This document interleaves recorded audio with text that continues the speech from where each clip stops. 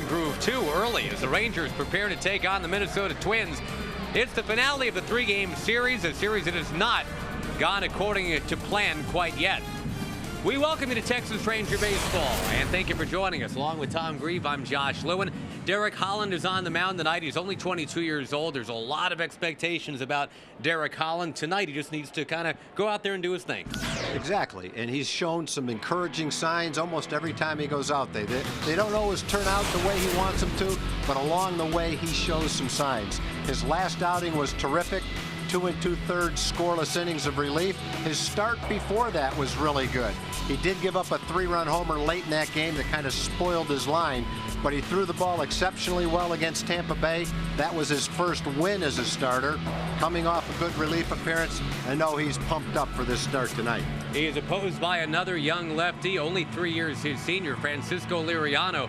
Was very tough when he first broke in at the age of, well, around 22. He was 21. Now he's 25 and trying to make sure the Minnesota Twins stay in the race. They are chasing the Tigers in the Central. Rangers and Twins are next.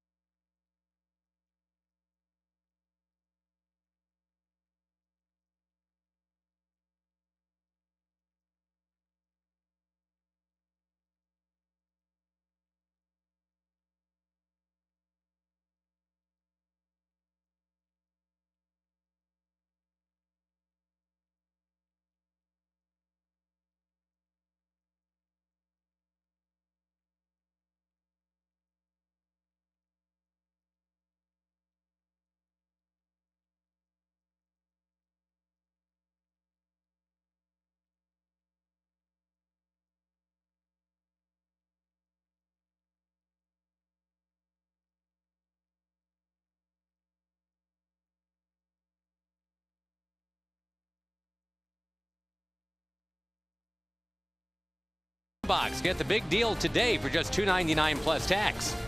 By Carter Blood Care. Give blood often. Visit carterbloodcare.org and be a part of something great. And by Southwest Airlines. Go to southwest.com, grab your bag. It's on. Young Ranger fans were able to take the field and meet their heroes before the game tonight. Well, the Rangers are into this game at 48-41. And somehow I don't think those kids care all that much right now, Tag, that the Rangers have dipped to 3.5 games back in the AL West. The Angels did win today, 1-0 in 10. More on that as we go forward tonight. But right now, these kids are just pretty happy with all they've got going. Yeah, I'm not sure they know what the Ranger record is, but they know they're having a good time right now. How about Brian Onora? He was the home plate umpire last night, and he, boy, did he get creamed by a baseball. He took a licking, but he kept on ticking. And talking to Brian Onora about an hour ago, he said in 20 years in this business, that is as hard as he's been hit by a foul ball. It's the worst he's ever felt during a game, but he never left his post. Well, twice to get sick, but then he came right back. The Twins batting order brought to you by Southwest Airlines, with Span and Casillas setting up the big guns, Maurer and Morneau. We'll talk a lot about those two tonight, the two lefty power hitters batting third and fourth. Michael Kadire and Brendan Harris, Delman Young, and a guy who has fashioned himself a power hitter of late, Carlos Gomez. Then Nick Punto rounds it out. He's a switch-hitting shortstop. We'll scout out Derek Holland, and the scouting report brought to you by the Dallas County Community College District. Derek's record on the season is 3-5. His last start was against Tampa Bay. That's when he got his first win as a starter, striking out almost 8 batters per 9 innings in 4 home starts.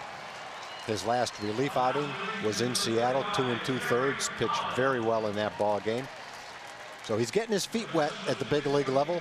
He's had a chance to come in relief with the bases loaded several times this year in pressure situations. He's in the rotation right now, trying to learn as much as he can to further that big league experience he's getting. Temperature never did get much past 93 or 94 around the Metroplex today, and there were some passing thunderstorms. Right now at game time, 91, blue skies. We actually had a sun shower about a half an hour ago. The fans were all looking around like people were throwing water on them from the upper deck. Just didn't seem to compute. Blue skies, but some rain. Absolutely good to go, though, right now, as the Rangers and Twins will play this third game of the 3-game series. The Rangers have lost 5-3 and 4-1 so far, and Tag, they run the risk of doing something they haven't done since 1976. That is, the Rangers getting swept in a 3-game series by Minnesota in Arlington. Been 33 years. Well, if we got swept in Arlington in 1976, chances are Bert Blyleven was one of the pitchers for Minnesota that contributed to that Ranger sweep. On the corner, 2-2. We've talked a lot about Mr. Blyleven during this series. The fun-loving, should-be Hall of Famer. Everybody loves him in Minnesota as the color commentator now for the Twins on the TV side. Span got a hit his first time up in this series. Since then, he hasn't had a hit. Go for 5 last night. But he's done a good job as a leadoff hitter for the Twins. Solid on base percentage. He's hitting right around 290 on base percentage of 374.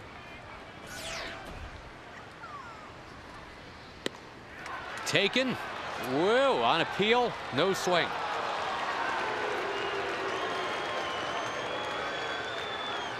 The former Minnesota Twin, Ron Washington, hoping that the strike zone will expand for his young pitcher a little bit going forward tonight.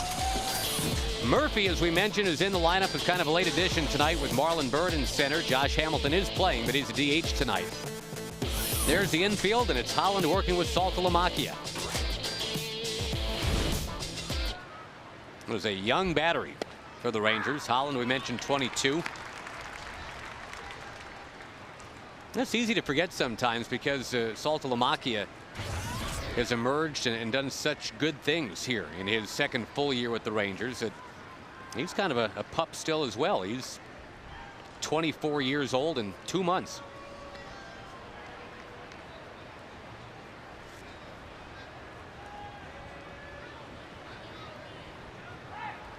There's a good move and safe the call. Holland has been called for 4 balks.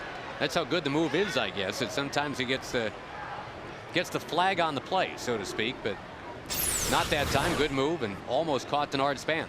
Yeah, that's a different move. That's not the move that he's been called for a balk for. That's the snap move where he steps off. Kinsler glides across the bag. Double play. That'll work. That'll work for Derek for sure. The balk move is when he steps toward first base in his regular pickoff move, and in the umpire's opinion, doesn't step enough toward first base. That's pretty much a Simple double play for the guys. Made it look easy, and 2 quick outs for Derek. Rangers have turned the most double plays in the American League. That one going 5-4-3, just right around the horn. Nice to have the bases clear when Joe Mauer's coming up. Mauer leading the league in batting average, on base percentage, and slugging percentage.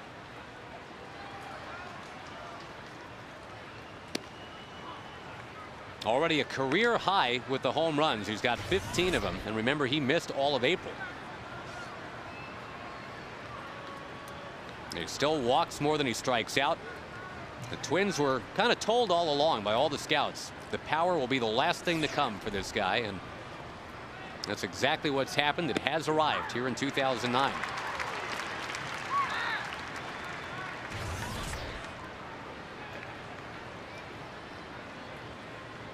The Rangers have tempered him somewhat.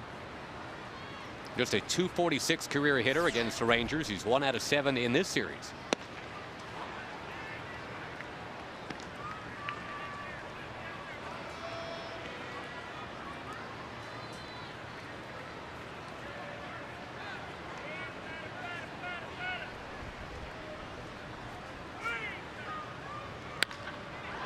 In the air, left field.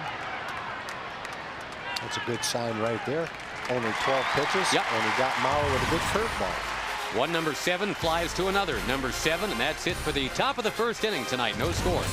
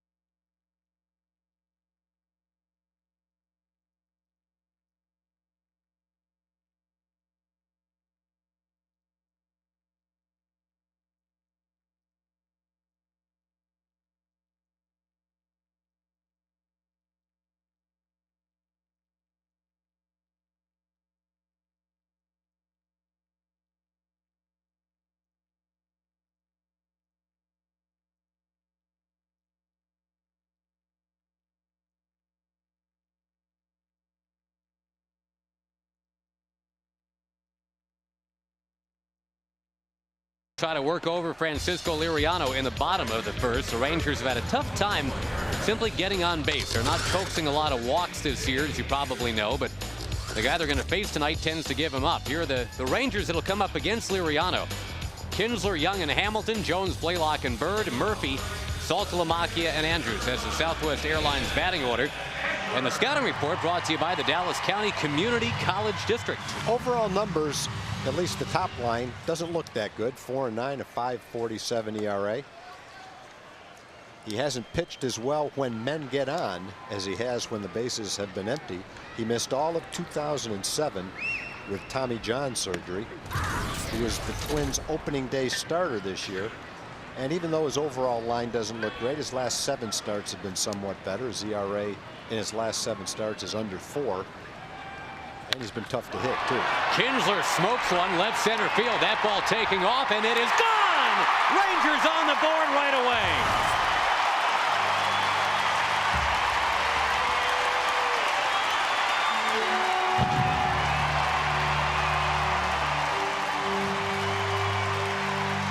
Well, and it's a funny thing, too, Tom, you know, for the fans that want to get on Ian for having seen only 6 pitches in his 4 at-bats last night.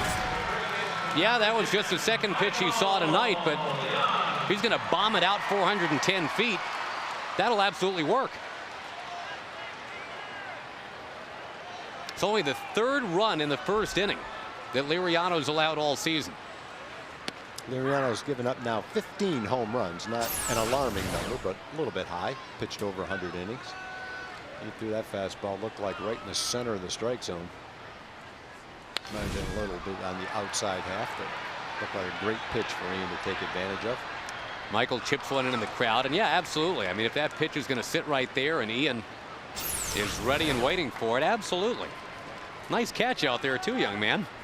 All right. Good job, Huffman. Beautiful play. Brought his glove to the game. First batter of the game for the Rangers. He's got a baseball. He collects Ian Kinsler's 11th career home run that leads off a game for the Rangers. No Ranger has ever done that before. That little boy will be talking about that when he's a grandfather. You know, the day he caught Ian Kinsler's home run. The only uncool thing about that, I would think, is there's no school tomorrow. You know, you catch that ball on September 19th instead of July 19th. You are at school at 6 a.m. the next day.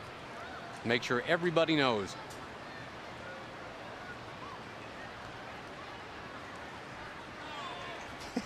Can't believe I caught that ball. Kinsler's 21st of the season. As Young waves and misses, down he goes. Liriano has a good fastball. In his big year, 2006, his rookie season, his slider was really tough to hit. He also has a pretty good changeup that tails down and away, just like that last pitch to Michael Young. Still hasn't quite gotten back to the form that he had before his elbow injury, but he's making progress. That nasty slider that he kept breaking out in 06 has been a little bit missing in action since all that elbow issue.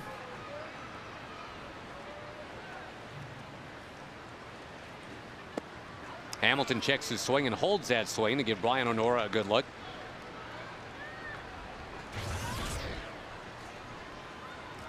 Well, again, as the Rangers look to work the count a little bit better,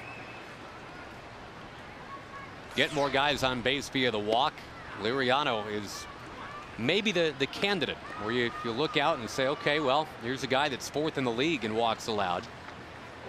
It's a hot night. Let's see how they can work him over.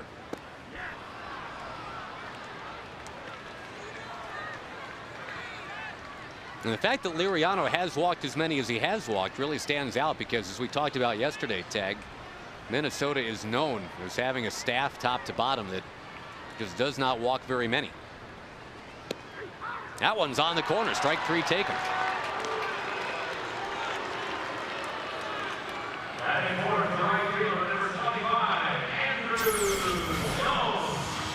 Check out the pitch tracker to see where that outside pitch was. Just where it should have been, outside by about 6 inches. Josh got called out on a pitch like that last night.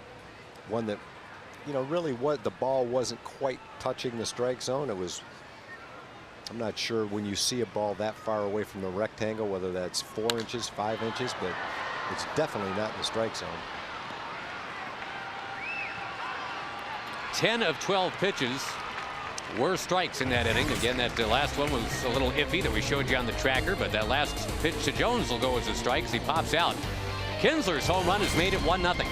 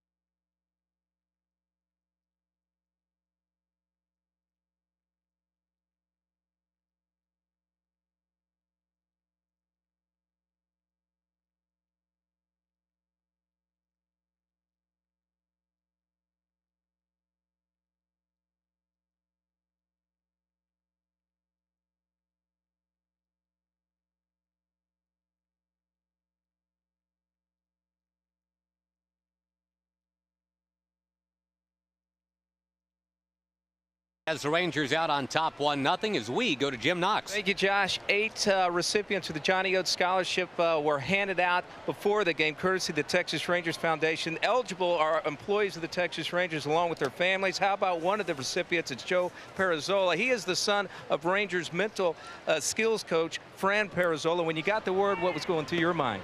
Oh, well, I was really excited, and college is really expensive nowadays, so it's good that my parents have more money to pay for it. And Joe, what college are you going to? St. Edward's University in Austin. All right, great. And then from there, what are you going to be studying? Well, I'm going to study psychology, just like my dad. Just like your dad. All right, we'll look for you in a few years. Well, congratulations. Also, 4 Mark Holtz scholarships were awarded before the game as well. Josh? All right, Jim, thank you very much. It's a great family. Thank you very much. Justin Morneau takes on the outside corner. That's the old Rodney Dangerfield line. I went to a child psychologist. That kid was no help at all. I miss Rodney. Morneau with a ground ball near first. And Blaylock to Holland. It will work very well. Derek Holland walked the leadoff man tonight, Denard Span, on a close pitch. Came back and got Casilla on a double play. And then he navigates through the Maurer-Morneau part of this batting order, and that is the part of the batting order to worry about for sure. And, well, we will look at our Geico quote now. Talking about Derek Holland, Ron Washington. You know, a lot of people have different opinions on whether Derek should stay in the rotation, whether it hurts him to be a relief pitcher and then a starter and then a reliever. And I don't think it bothers him a bit. I think he's happy to be in the big leagues. I think he's happy to be learning at the big league level. I think he appreciates the challenge that he has.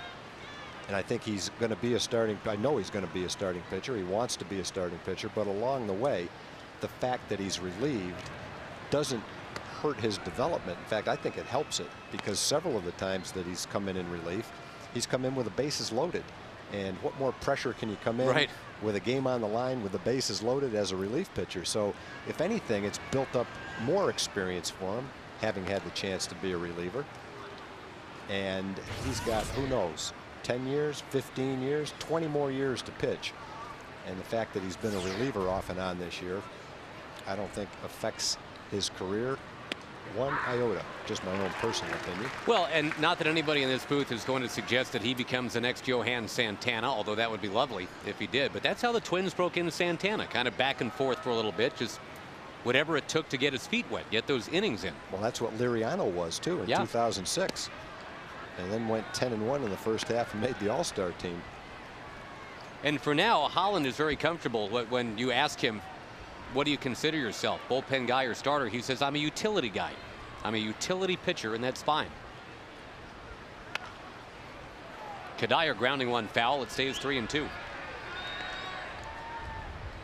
That's the right answer for a 22-year-old anyway, right? I mean, whatever they tell you to do, you better do it. Yeah, absolutely. And, you know, you want to ask the people that say it's going to hurt him. How is it going to hurt him? What's going to happen to him if he relieves 10 times and starts 10 times? Whatever the percentage is. Is he going to forget how to be a starting pitcher? Are his pitches not going to be as good? I haven't really figured out what the huge negative is against that at age 22 in the big leagues. Well, having not played in the big leagues, you know, the only thing I can compare it to, you know, I remember when I started getting my feet wet in broadcasting. Whatever they asked me to do, I didn't care. I was just so happy to be in the big leagues. You asked me to change the carbonation in the drink tanks, I'll do that. Hey, would you go get me a cup of coffee, Sure, please? I'll be right back. In on the hands of Kadire. Well, any young pitcher is going to feel that way, for sure. So you're not going to get a complaint for him. It's the other people that are worried about the fact that he's moved from the rotation to the bullpen, and I'm just not quite grasping what the huge negative is there. You want cream in your coffee, by the way? No, black. All right. Kadire to left, and Murphy, who started back, now coming on. He's got it. Long at bat. But Derek Holland wins out.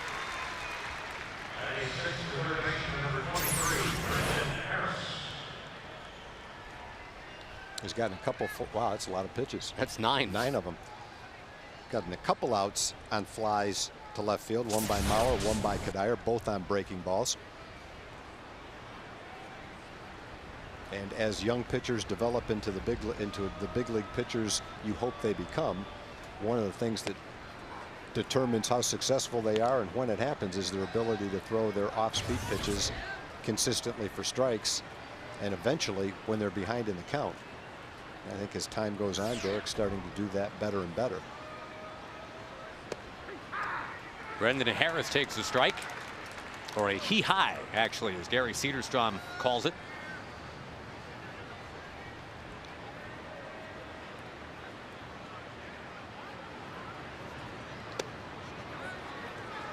It apparently got back to Gary yesterday that I was supposedly making fun of his North Dakota accent. And I want to reassure Gary, nothing could be further from the truth. I admire the North Dakota / Minnesota accent, the upper Midwest accent. I just can't pull it off. 2-2 the count to Harris, who's a native New Yorker. And a guy that's got his political science degree from a pretty good school, William and Mary.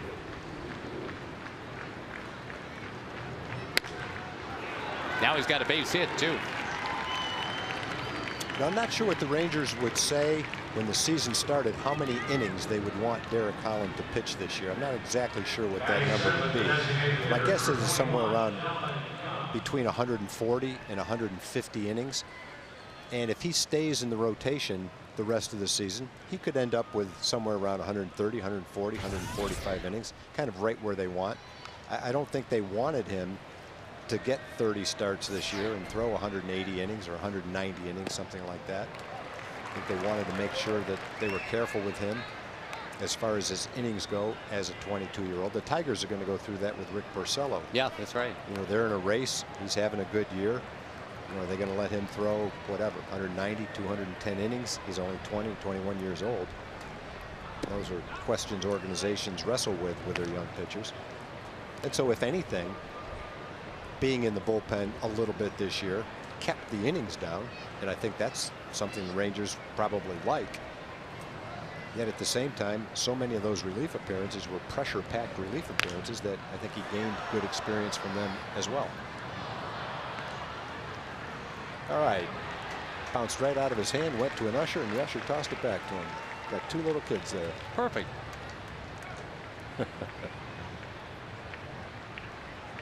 Daughter says, no, I'm good. No. Completely unimpressed by that. Why would I want that baseball? I'll have a sip of that Sprite, but I'm good. Inside to Delman Young. Boy, the Delman Young for Matt Garza deal seemed like kind of an even trade at the time it was made, but obviously Garza flat out had the better year last year for Tampa Bay. Delman Young didn't homer last year until the middle of June. He's only got 3 this year. And now he is down on strikes. Derek Holland giving up a 2-out single, but nothing else. It stays 1-0 Rangers tonight.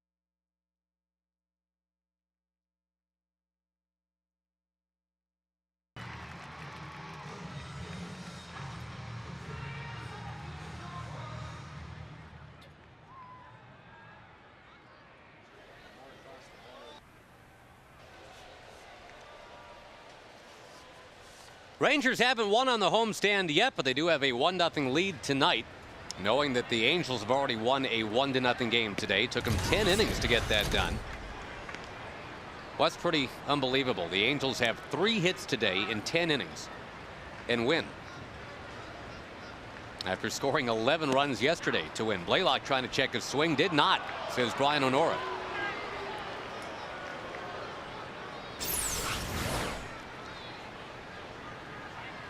Well, that's one of those borderline ones. Hank's going to be upset by the call, and if it wasn't called that way, I'm sure the Twins would have been upset. Well, right there at the borderline. By the way, Tom, in that Angels-A's game, that was a perfect game for Brett Anderson of Oakland into the 7th inning. And Bobby Abreu wins it in the 10th with a solo home run. Turns out Bobby Abreu was a really good bargain basement pickup for the Angels, huh? 1-year contract, $5 million.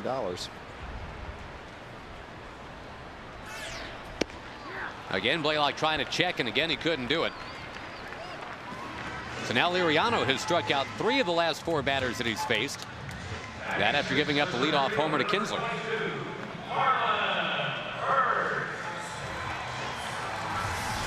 As Marlon Byrd steps in, some other scores of interest. The Mariners won again today. Ichiro had 3 more hits, and Seattle ends up sweeping Cleveland 5-3 today. Russell Branyan, former Cleveland Indian, home run number 23.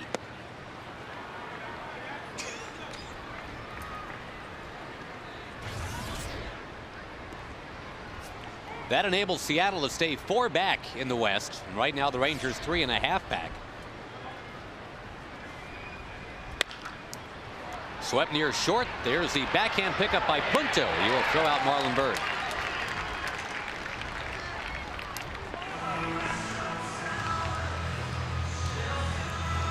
David Murphy on his way up next. And folks, you can get half price upper level tickets online for the Wednesday game coming up against the Red Sox. It's part of Ozarka website Wednesdays. Tickets available in a variety of seating areas. You offer good all season. TexasRangers.com/eSabers, sponsored by WBAP.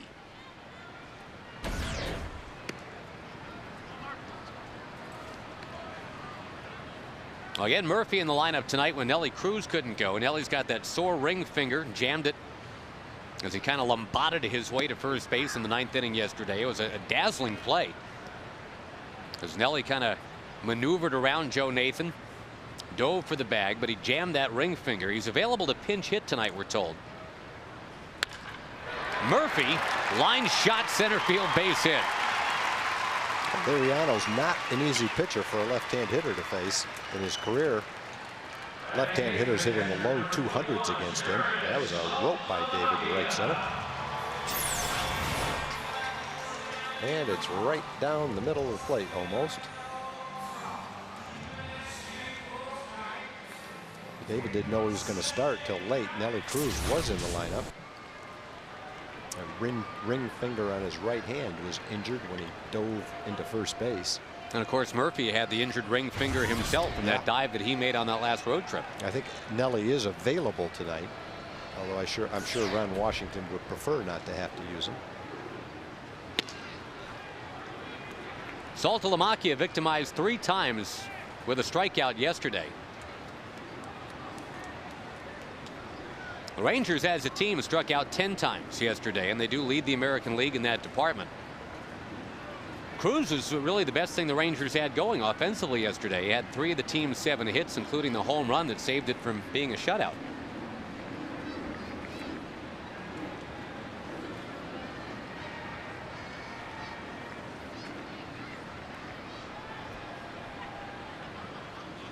That home run, by the way, for Nelly, his 23rd of the year. Only Carlos Pena has more than that right now in the AL.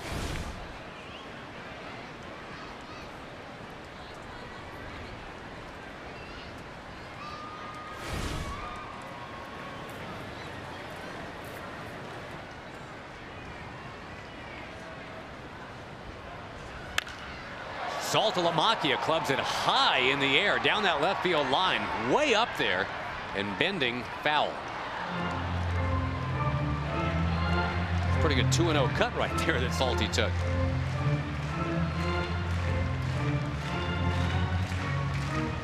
Back to the scoreboard, the Red Sox, who are on their way here. They're coming from Toronto, and they're coming in with a loss. Roy Halladay shut him down 3-1. That rumor mill obviously is churning out all kinds of potential destinations for Roy Halladay. Well, one of the teams that's mentioned is the Red Sox, so I'm sure their interest was heightened today, the way he pitched against him. John Lester, the loser. Both teams with only 6 hits in that game.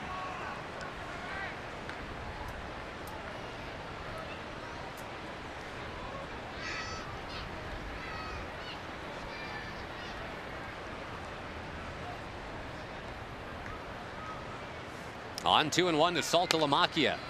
Lifting it behind first base. Foul ground and chased by Casilla. He can't get it. It's kind of one of those in-between balls. It wasn't sky high. So Casilla really barely had time to get there. And it's a tough play for Morneau because his back's to the plate. He got turned around a little bit. Just kind of hit into no man's land out there. They couldn't quite get to it. Here's Salty, another shot.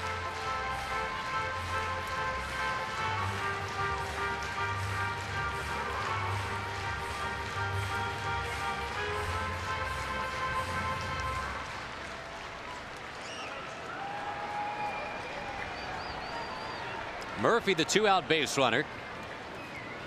Elvis Andrus waiting on deck. 2-2 to Saltalamacchia. And another toss to first. Liriano has a good pickoff move. He's picked off 6 runners this year.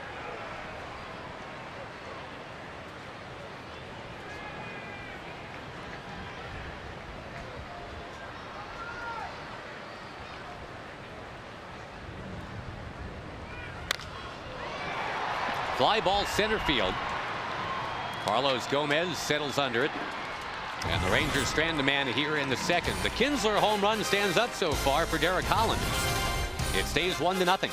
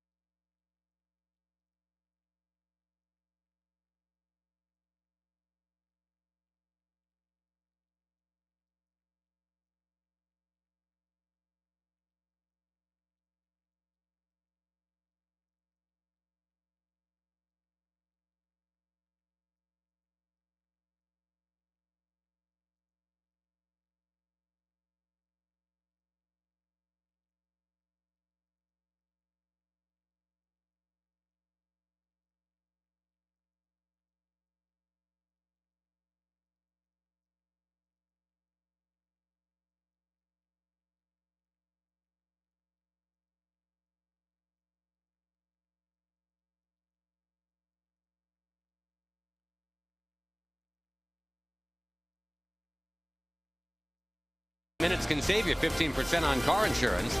And by AT&T. Switch to the nation's fastest 3G network. AT&T, your world delivered. Rangers looking for their first win of this homestand. The Twins have taken the first 2 games of this series. Again, they haven't swept a 3-game series in Arlington in 33 years. So you're asking Derek Holland to go out there and keep throwing some zeros. The Ranger offense still looking to click into gear, but boy, it started with a bang tonight. Ian Kinsler's 21st home run of the year. That's all the scoring in the game to this point. Gomez with a bunt. Foul. That was a real weapon for him last year. 30 bunt hits a year ago. More than every team in the major leagues except for 4. That's a lot of bunt hits, boy. This year he's only got 4 of them, though, as opposed to 30. He was a cornerstone of that Johan Santana trade a couple winters back, and so many pundits weighed in with the opinion that the Twins should have gotten more for Santana than they ended up with. But if Gomez becomes a star, maybe all that talk goes away. He's going away right here, down on strikes. He struck out Delman Young to end the second inning with a good slider. That's just a high fastball, threw it right by him. Gomez will strike out and does not walk very much. He was doing a little better this year than he did last year. Last year he walked 25 times, struck out 140 times. Strike 1 to Nick Punto. That is the Derek Holland MO. He has been a strike throwing machine ever since the Rangers signed him as a 24th round pick.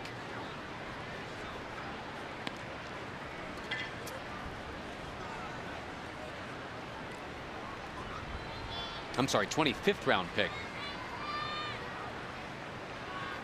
Out of Wallace State Community College in Alabama. And that was a pretty good signing.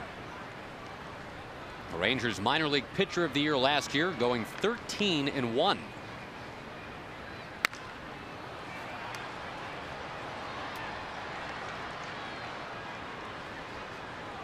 And at the big league level, 65% of his pitches have been clocked as strikes. And I guess now it's just a matter of making sure he doesn't get too much of the zone sometimes. Nick Punto hoisting one to left field. David Murphy going back, and Nick Punto not known for that. The number 9 hitter. It's his first all year. He got an off-speed pitch, got out in front of it, and it's just a matter of timing. He hit that ball with a perfect trajectory out in front, just where he would need to hit it to get the ball out of the ballpark like that. Obviously not a home run hitter, but he was able to sneak that one out. That's one you don't expect to give up right there. No, in his big league career, he's averaged a home run about every 200 at bats.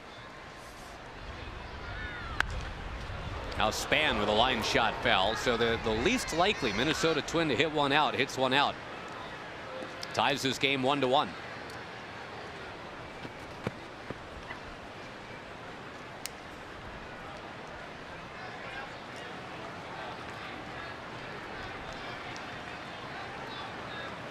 Cornermen are in, trying to take away the bunt. Well, the Twins last year only hit 111 home runs as a team. That is not a lot in this day and age. This year they're on pace to hit about 190. When Nick Punto is hitting them, you're reasonably sure that that home run machine is greased up a little better.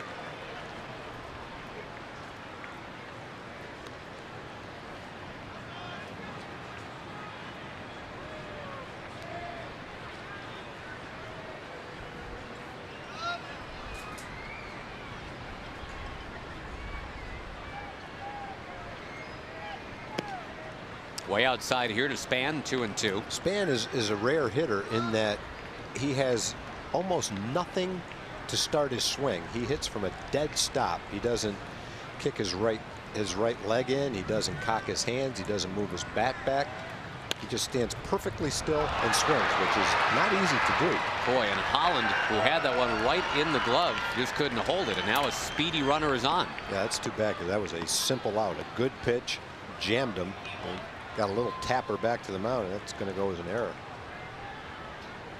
See if we can pick up what happened here. I think he got his glove between his eyes and the ball and just lost the ball. Because it wasn't hit very hard. It's not like he had to duck out of the way of a line drive. That was just a routine one hopper right back to him. Might have had some spin on it that made it spin out of his glove. Oh, maybe he can get Casilla to hit into another double play. That's what happened back in the first inning.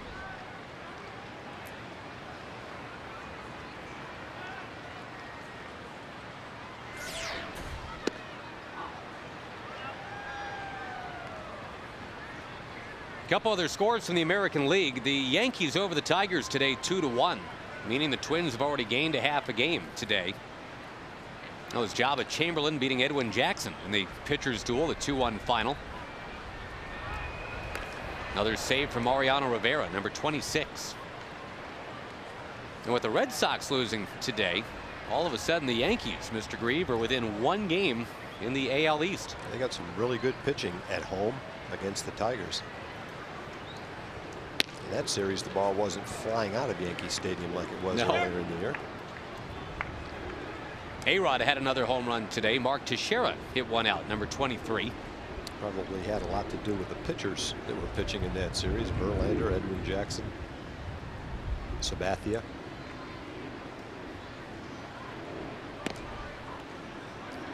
A little bit outside, and Saltalamacchia goes to the mound to talk to Holland.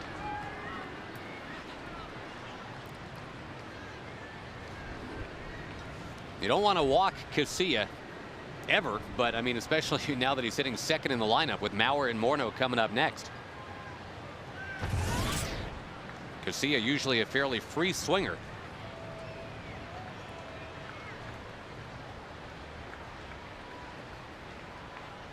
He's only walked 8 times all year. Now make it 9. Error and a walk, and before Mauer comes up, Mike Maddox comes out.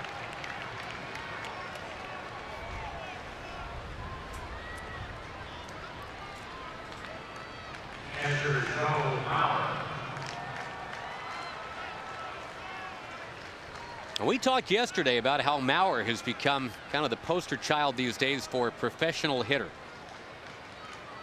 How he just never seems tense up there, never breaks a bat, seldom ever checks his swing.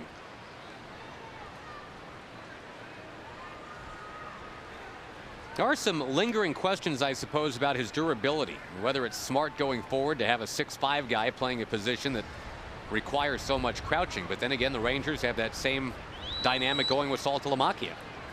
And they're very happy with how Salty's come along at catcher.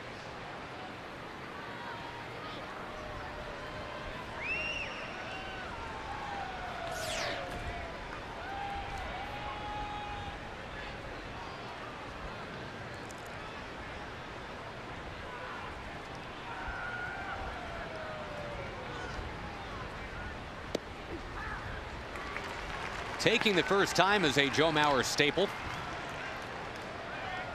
The last 2 years, he has swung at the first pitch around 8 or 9% of his at-bats. Kind of Bobby Abreu-ish in that regard.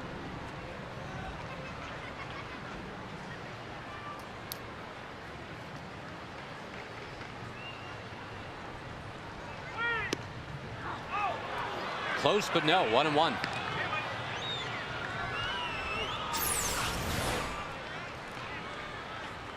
A pretty good slider. Oh, man. And according to our pitch tracker, that was a pretty good slider. Good enough to be a strike.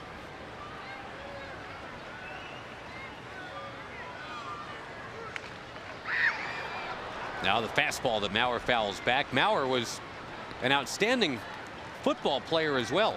Besides baseball in high school, best prep quarterback in the nation, according to some scouts.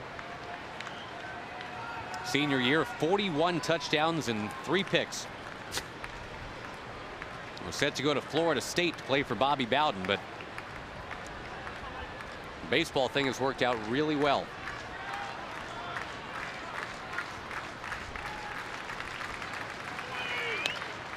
Slowly up near first, and Blaylock will lead Holland. He'll dance to the bag for out number 2. Well, anytime you can get Mauer to hit a little dribbler like that, that is a feather in your cap. First baseman Justin Morneau. So up comes the number 2 RBI guy in the league, Justin Morneau, with runners at second and third. That's one thing that I think Derek has had to be very aware of, is his ability to get to first base quickly when he has to cover first base and get the flip from the first baseman. It's been a couple of times early, don't see it now, where he's a little late getting to first base. It's harder for a left-hand pitcher because they fall off the mound toward third base. And it's tough to get turned around, especially when it's a real fast runner, and beat them to the bag at first. But that's something that one of the things young pitchers have to learn. Young left-handed pitchers for sure.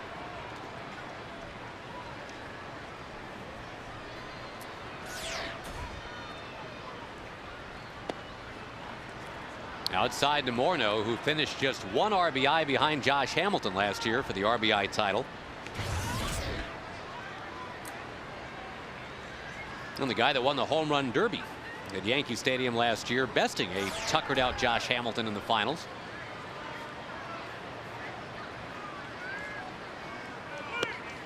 Going to take here, runs the count to 3-0. Michael Kadire on deck. And that error that Holland committed, unfortunately, has cost him, what do you figure, Tag, about maybe 12 or 15 pitches? Probably. I have to think if he fielded that ball, there's no way that he would have walked Casilla. And he would have been out of the inning, I'd say, yeah, at least 10 pitches. He got his pitch count up there now. He's at 60 pitches now.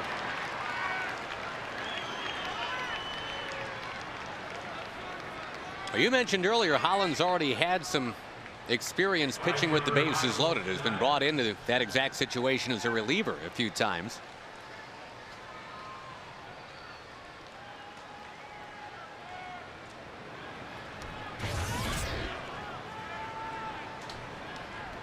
This is already the 10th opportunity for Kadire this year with the bases loaded.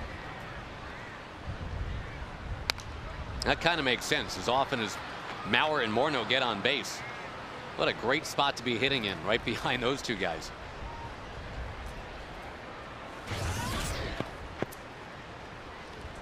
And Kadire had a home run yesterday.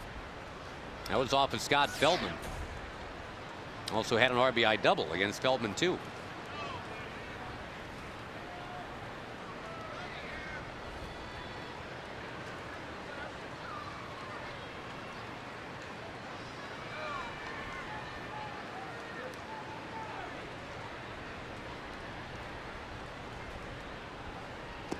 Nice stop by Saltalamacchia, making sure it didn't get by him. Keeping Denard's span at third for now. The Twins have tied the game in this inning. A very unlikely home run hitter, Nick Punto, is the guy that clubbed it out. Now the Twins, who have benefited from an error and 2 walks, have the bases loaded.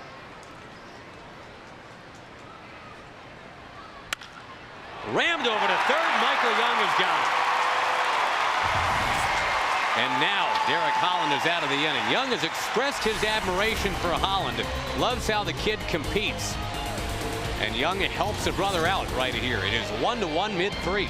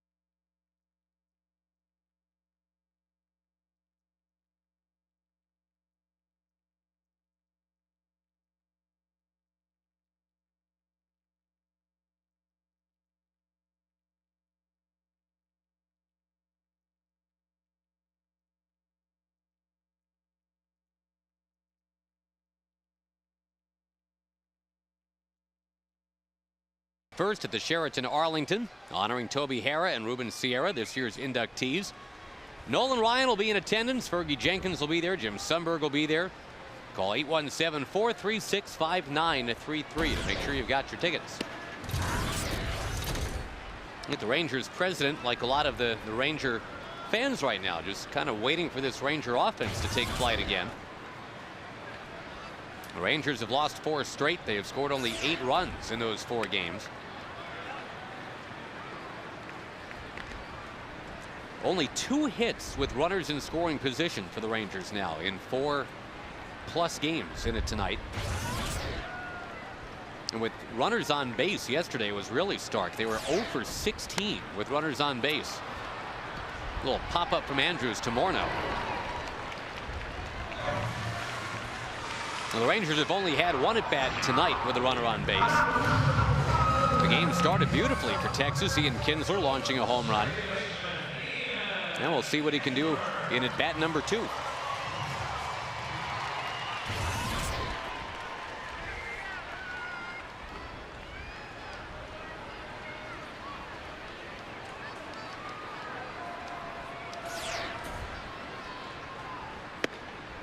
Ian's only had 1 multiple hit game in the last 3 weeks. A batting average slipping to around 250. I think Ian, more than anybody, is ready to get hot again. Give Michael Young and Josh Hamilton some RBI opportunities.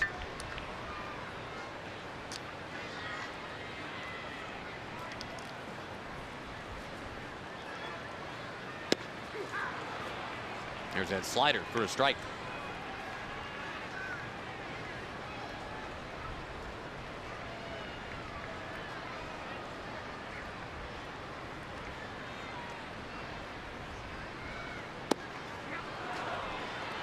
Two and 2. And a couple scores we have yet to get to here. Tag the Orioles over the White Sox 10-2 today. Rays beat the Royals 4-3. Tampa Bay trying to hang in there in the AL East.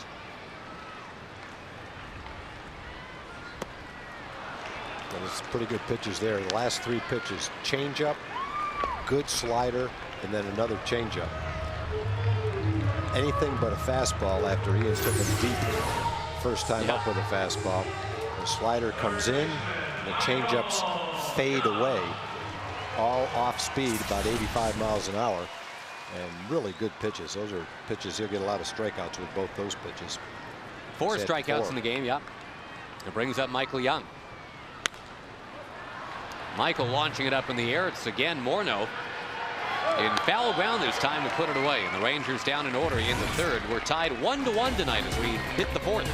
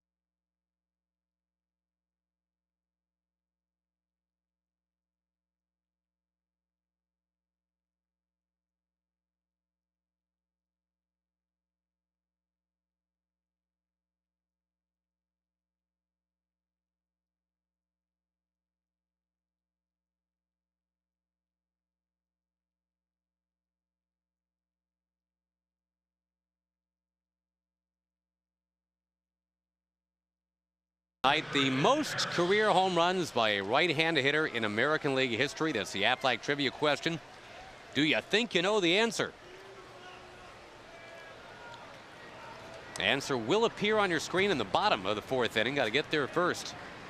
Derek Holland has been asked to throw 63 pitches already. Francisco Liriano's gotten through his 3 innings with only 36.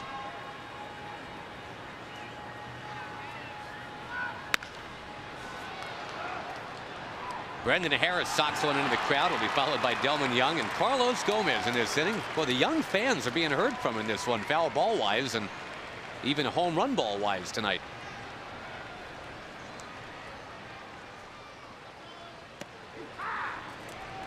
In for a strike to Brendan Harris. Check out this play. Snow cone. He wasn't positive that was in the glove, but he's feeling pretty good about it. Another chance for that section over there.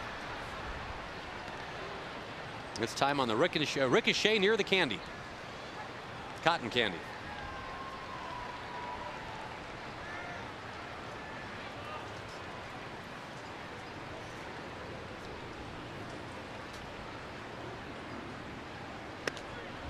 Derek Holland goes upstairs at 94 miles an hour.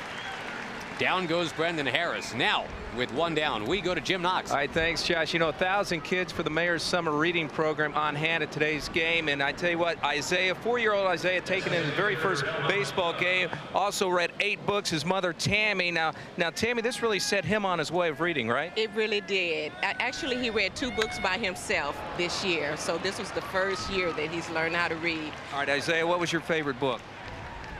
Where is my mother? All right, and what are you going to be when you grow up now? President Isaiah! President Isaiah. All right, well, congratulations, and welcome to the Rangers ballpark. We'll give you a little hat there, buddy, all right?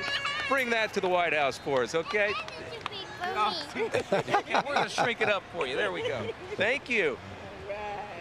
All right, Jim, thank you very much. We'll look forward to President Isaiah. We'll run that tape back about 35 or 40 years from now.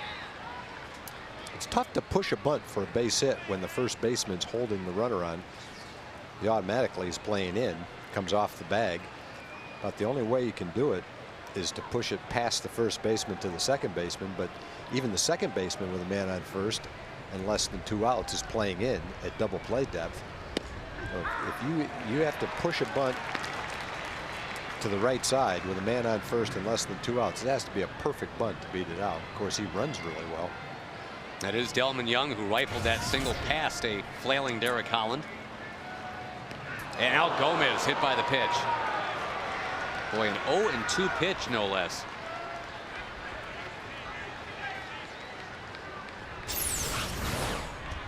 Young Derek Holland not helping himself a lot tonight. He's given up a home run to the number 9 man, Punto. There's been a fielding error, a couple of walks, and now the hit batsman on an 0-2 count.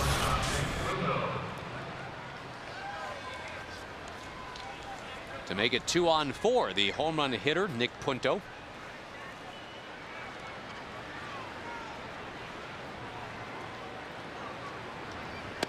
If there's one guy on the Twins team you really don't want to throw a strike to, it's Delman Young.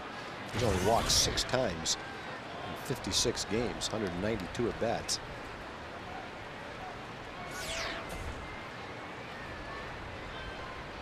Young had that single, then Gomez the HBP. Now 2-0 to Punto with Denard Span on deck.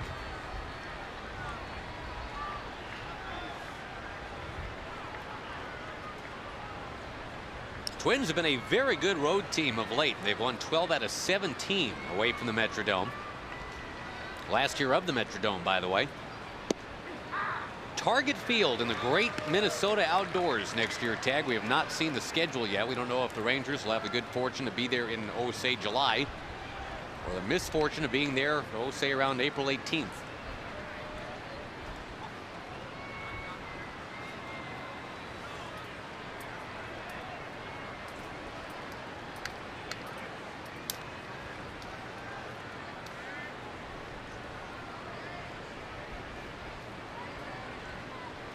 Two-one delivery. Line to foul. Almost had another great play off the glove. Pretty close. Another nice crowd tonight on a 90-degree summer evening here in Arlington.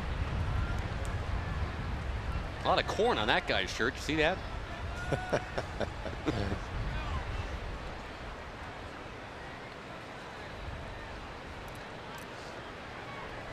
Now on 2-2 with 2 on. A ground ball base hit charged in right field by Andrew Jones. Bases loaded, just 1 out. Boy, Nick Punto has been the toughest out for Derek Holland tonight. Another visit now from Mike Maddox. Left fielder Denard Span. Holland's last start, that was against the Tampa Bay Rays. He lasted 6 innings and he gave up 4 runs in that one, only walked 1. But the Rangers were doing plenty of hitting and support of Derek Holland in that game. Remember, they chased David Price in the 2nd inning.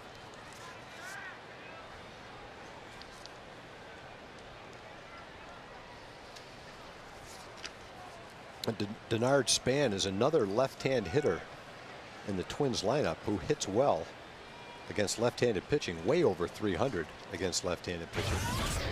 I would venture a guess you won't see too many teams with left-hand hitters who hit left-hand pitching better than the Twins, with Mauer, Morneau, and at least with 85 at bats this year, Denard Span. As a group, they hit about 350.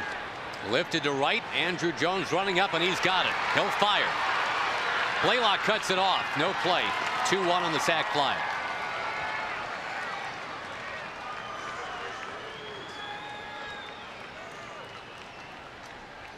And Carlos Gomez kind of limping around now as he comes off the bag at 3rd.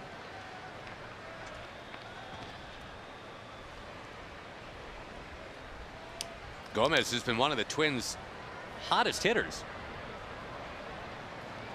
Reaching down around that left ankle.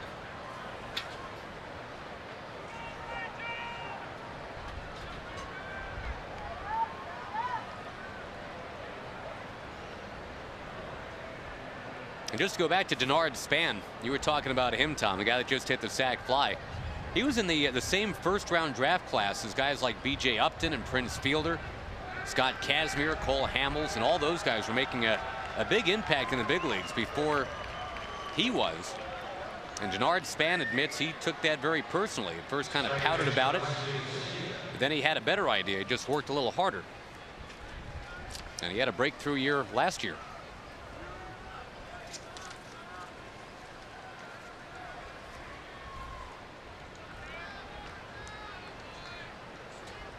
With runners at the corners, Casilla will take outside, and Derek Holland is getting pretty close to 80 pitches now.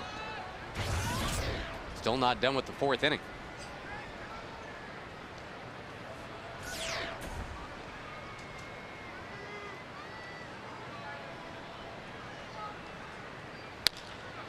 To right field again. Andrew Jones is going to stumble after it, play it on a hop. Gomez scores. It's 3-1. That ball kind of knuckled off the bat of Casilla. Boy, and even before Mauer and Morneau come up, they get the runs batted in from Span and Casilla. That was a good try by Andrew, trying to save that run by making a shoestring catch. Couldn't do it. But he kept the ball right in his glove, definitely in front of him. No one advanced. Runner that scored was on 3rd base anyway. Doug Mathis getting ready in the Ranger bullpen. As indeed Holland is about to throw his 80th pitch of the night. He's going to have to deal to Joe Mauer. Well, I think the one thing that he'll look back on this inning, Tag, is hitting Gomez with the 0-2 pitch. Yeah, he had a 3rd inning that was prolonged, and that bouncer back to the mound that kicked off his glove, and this one obviously prolonged and made much worse by the hit by pitch to Gomez too. Started the inning great, struck out Brendan Harris. Check your forward leaderboard. Mauer very consistently the last few years. A 2-time batting champion already. First American League catcher ever to win the AL batting title. Now he's done it twice. Could be a 3rd year this year.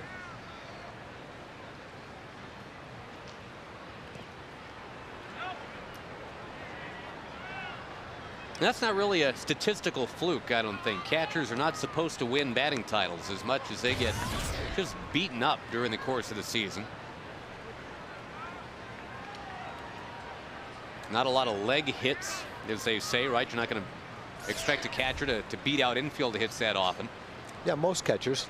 This one runs pretty good, though. I don't know how many infield hits he's got, but as catchers run, Mauer would probably be at the top of the group. We talked about his athleticism earlier. What a great football player he was. And they tell a story about Mauer. He was legendarily kicked out of his T-ball league at age 4.5 for hitting the ball too hard. And by the time he was 8, they had him playing with 11 and 12-year-olds, including his 2 brothers.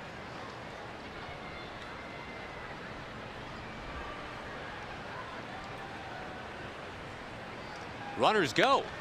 And Mauer fouls it away. They trust Mauer to make some contact.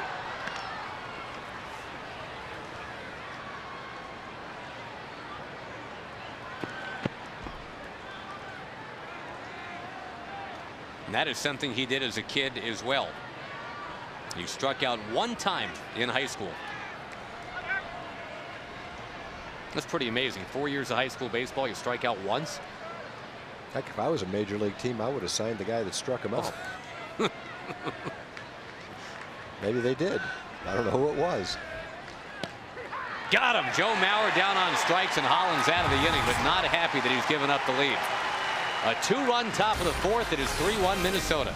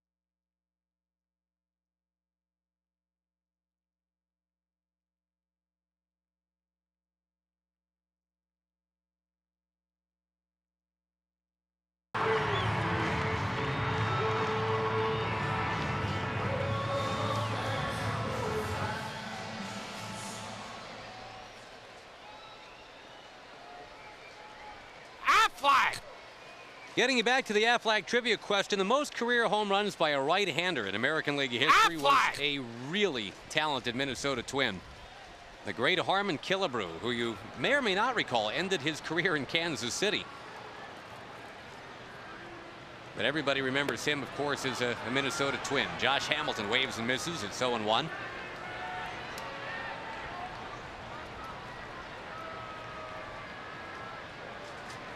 The Major League Baseball logo, that stance in the silhouette, that is Harmon Killebrew's stance, the one silhouetted in the Major League Baseball logo. You look at Maddox talking to Holland about what happened last inning. That's the logo of which we speak.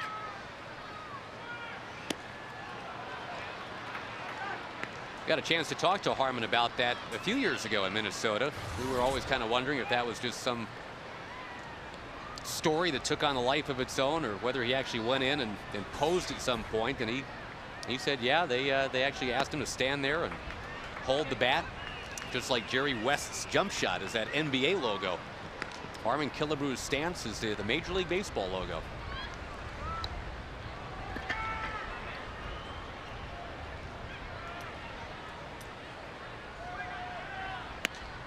Upstairs to Hamilton. Nice patient at bat to start things out here. The Rangers could use a few of those.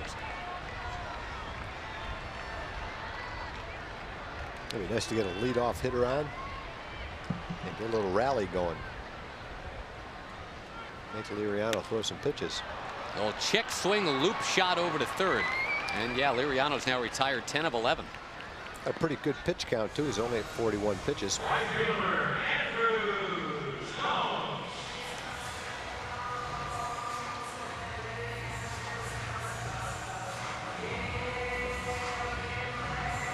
Longtime Atlanta Braves fan favorite, Andrew Jones. The Braves have just beaten the Mets 7-1, so the Rangers and Twins are officially the last of the Mohicans right now. The last big league ball game going on tonight. Braves had a 5-run fifth inning. Won that game against the Mets 7-1. Boy, the Mets have just been dogged by injuries this year. They're 43 and 48 now. Jones clubs one down the left field line. It hooks. It is gone. A home run, and only now does Andrew start the home run trot. Well, Harris and Span are both going to come in and argue with the third base umpire. I got a pretty good feeling this is going to be up for review. Ron Gardenhire came running out. Brian O'Nora, the third base umpire, is nodding his head. Okay, that's the way I saw it, but we have the capability to review it, and I would guess that that's probably what's going to happen here. Gary Cederstrom is the home plate umpire and crew chief. Gardenhire was thrown out by Cederstrom in the 9th inning yesterday. This umpiring crew that's headed for New York first thing tomorrow morning. We'll be taking a look at this eventually. Well, I can't tell.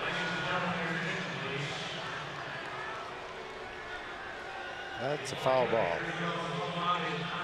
From that angle, it appears that you could be right. And the umpires will indeed disappear. The key is when you're watching that ball, if it doesn't disappear behind the foul pole, then it's got to be in front of the foul pole, and that would mean it's a foul ball. It was right around this time last year that replay was put into baseball, Major League Baseball, for exactly this purpose. It's not like football where every little thing can be reviewed, but this is exactly what can be reviewed. Check out the white of the baseball in front of the pole. You really never lose track of the ball. Once you see the ball right now in front of that pole, it's got to be a foul ball. The only thing it could do is glance off the pole. Pretty tough to tell if that happened, but it doesn't look like the ball changed flight. See if you can see it change direction here or not. That would be the only thing that would help the Rangers. No, that's a foul ball, it looks like. Boy, that if it turns out to be a foul ball ruled by the umpires, it missed hitting the pole by inches.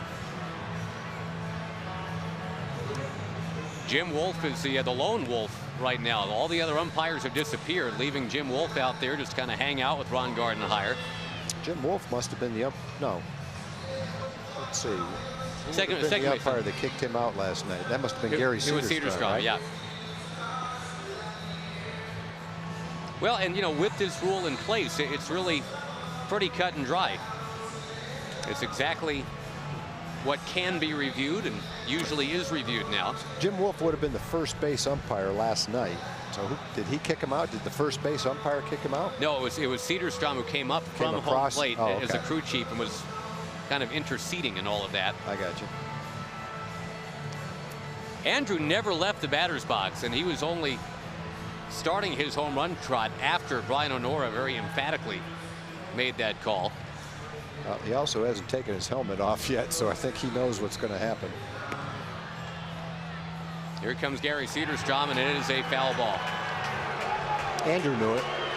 And actually, you know what? Tag Cederstrom was the first base umpire last night. Remember, Brian O'Nora was the home plate umpire because he's the guy that got. That's right. Yeah. That's right. That's right.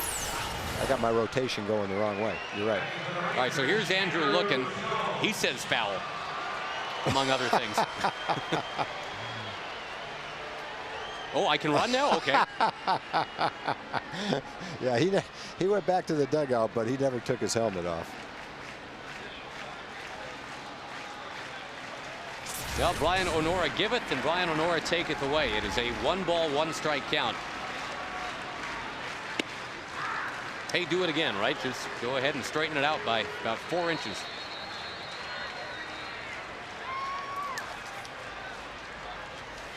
Taking a run off the board. It is still 3-1.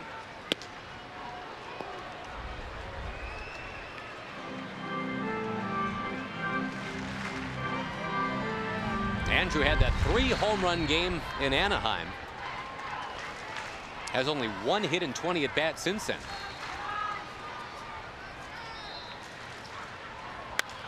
Now he's going to try out center field.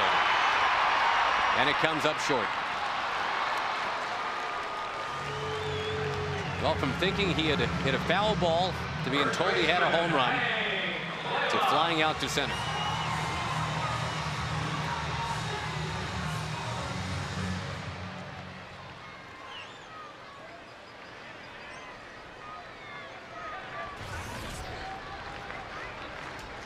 Blaylock a strikeout victim in the second. A couple other scores from the National League while we have a chance. The Reds over the Brewers today 5-3. That despite a Prince Fielder home run, his 24th.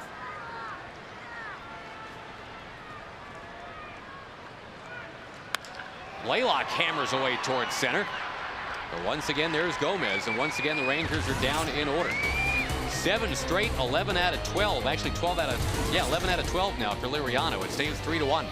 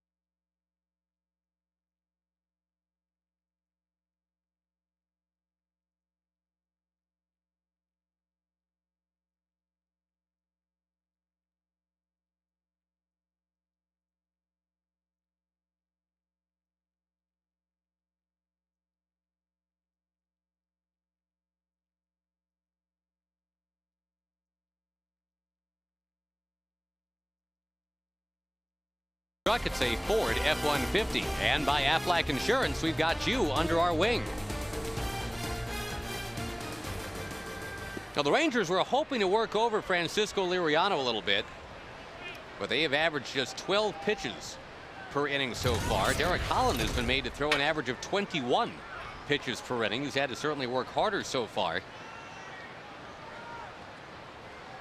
And the Twins with a 2-run fourth, now leading 3-1.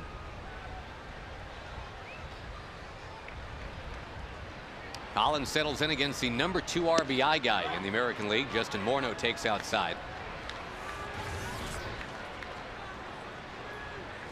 The latest M&M combination in baseball, Mauer and Morneau. That ball slammed down the right field line. This is close to the pole. This one is a close call, and it's foul right away. No review.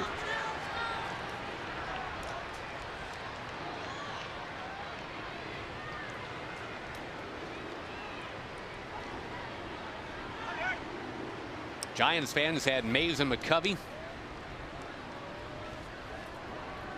Yankees fans had Mantle and Maris. Modern day Twins fans now have Mauer and Morneau.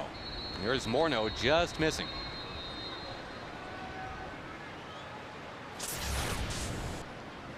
That would have been a good one to have a glove for, because that was a rocket. That got there quickly and hard. Good curveball right there by Derek. A little something different from Morneau.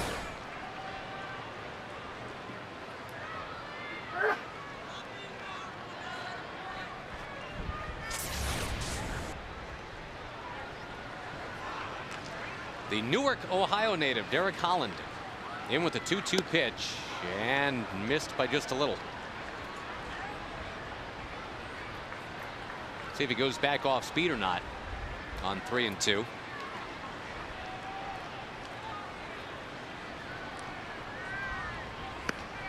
Oh, fastball, and it's up. Holland had walked just one batter in each of his last 3 starts, but in this game he has walked 4 and he's hit a batter. So that usually crisp command just not happening for Derek tonight. And Ron Washington is heading out with Doug Mathis ready in the bullpen. A little shorter leash tonight. The Rangers not scoring a lot of runs these days. And the other thing is 90 pitches jammed into 4 innings is a pretty good workload for anybody.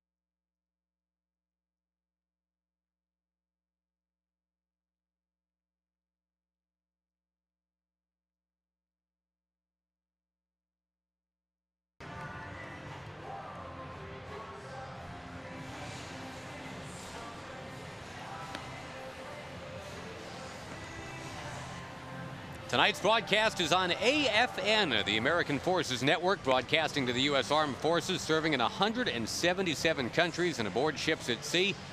Welcome to the broadcast, everybody, and thank you very much for your service. 42-year-old Omar Vizquel sits next to 22-year-old Derek Holland, who's kind of debriefing. Derek lasting 4 innings plus 1 batter, and now Doug Mathis comes out there for the 10th time this year as a Ranger. And while Derek was sitting there, Mike Maddox came by, patted him on the back. Ron Washington came by, patted him on the back, sure telling him to hang in there. Omar took it upon himself to leave the top step, go over and give him a cold towel, chat with him right now. They know how hard it is for a 22-year-old to break into a rotation. And I think the one thing they want him to do is don't get discouraged. Don't get down on yourself. You're going to get another chance. Work hard, keep working hard, keep learning, and keep going right after them. And eventually good things will happen. Easy message to give, but a tough one to receive if you're the young pitcher. Disappointed that couldn't pitch deeper into the game. But that's life in the big leagues, and that's kind of life for a young pitcher. You go through those ups and downs.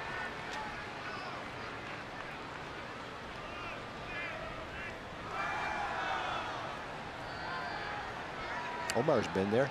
We talked about Omar. He wasn't exactly a 300 hitter when he came up to the big leagues with Seattle. Nope, he was a 225 hitter. I'm sure there were plenty of times where a veteran player came down and sat next to him when he was 0 for 4 in a ball game.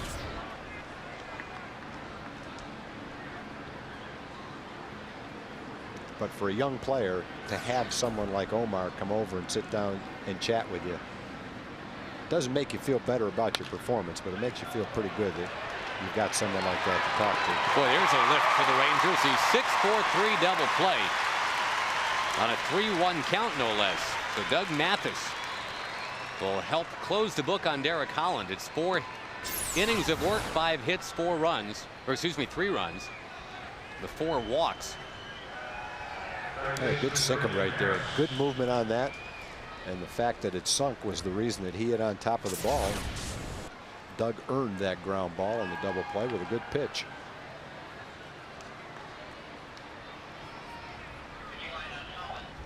Brendan Harris 1 for 2. And look out, the bat goes flying. Wow. Bounce right off Dave Curlis.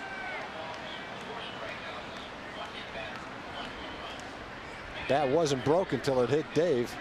Broken now. Dave's a block of granite.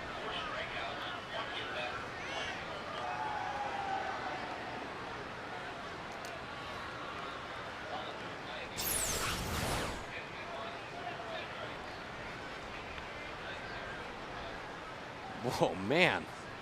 Nice one-hand play right next to Dave. That's some kind of catch right there.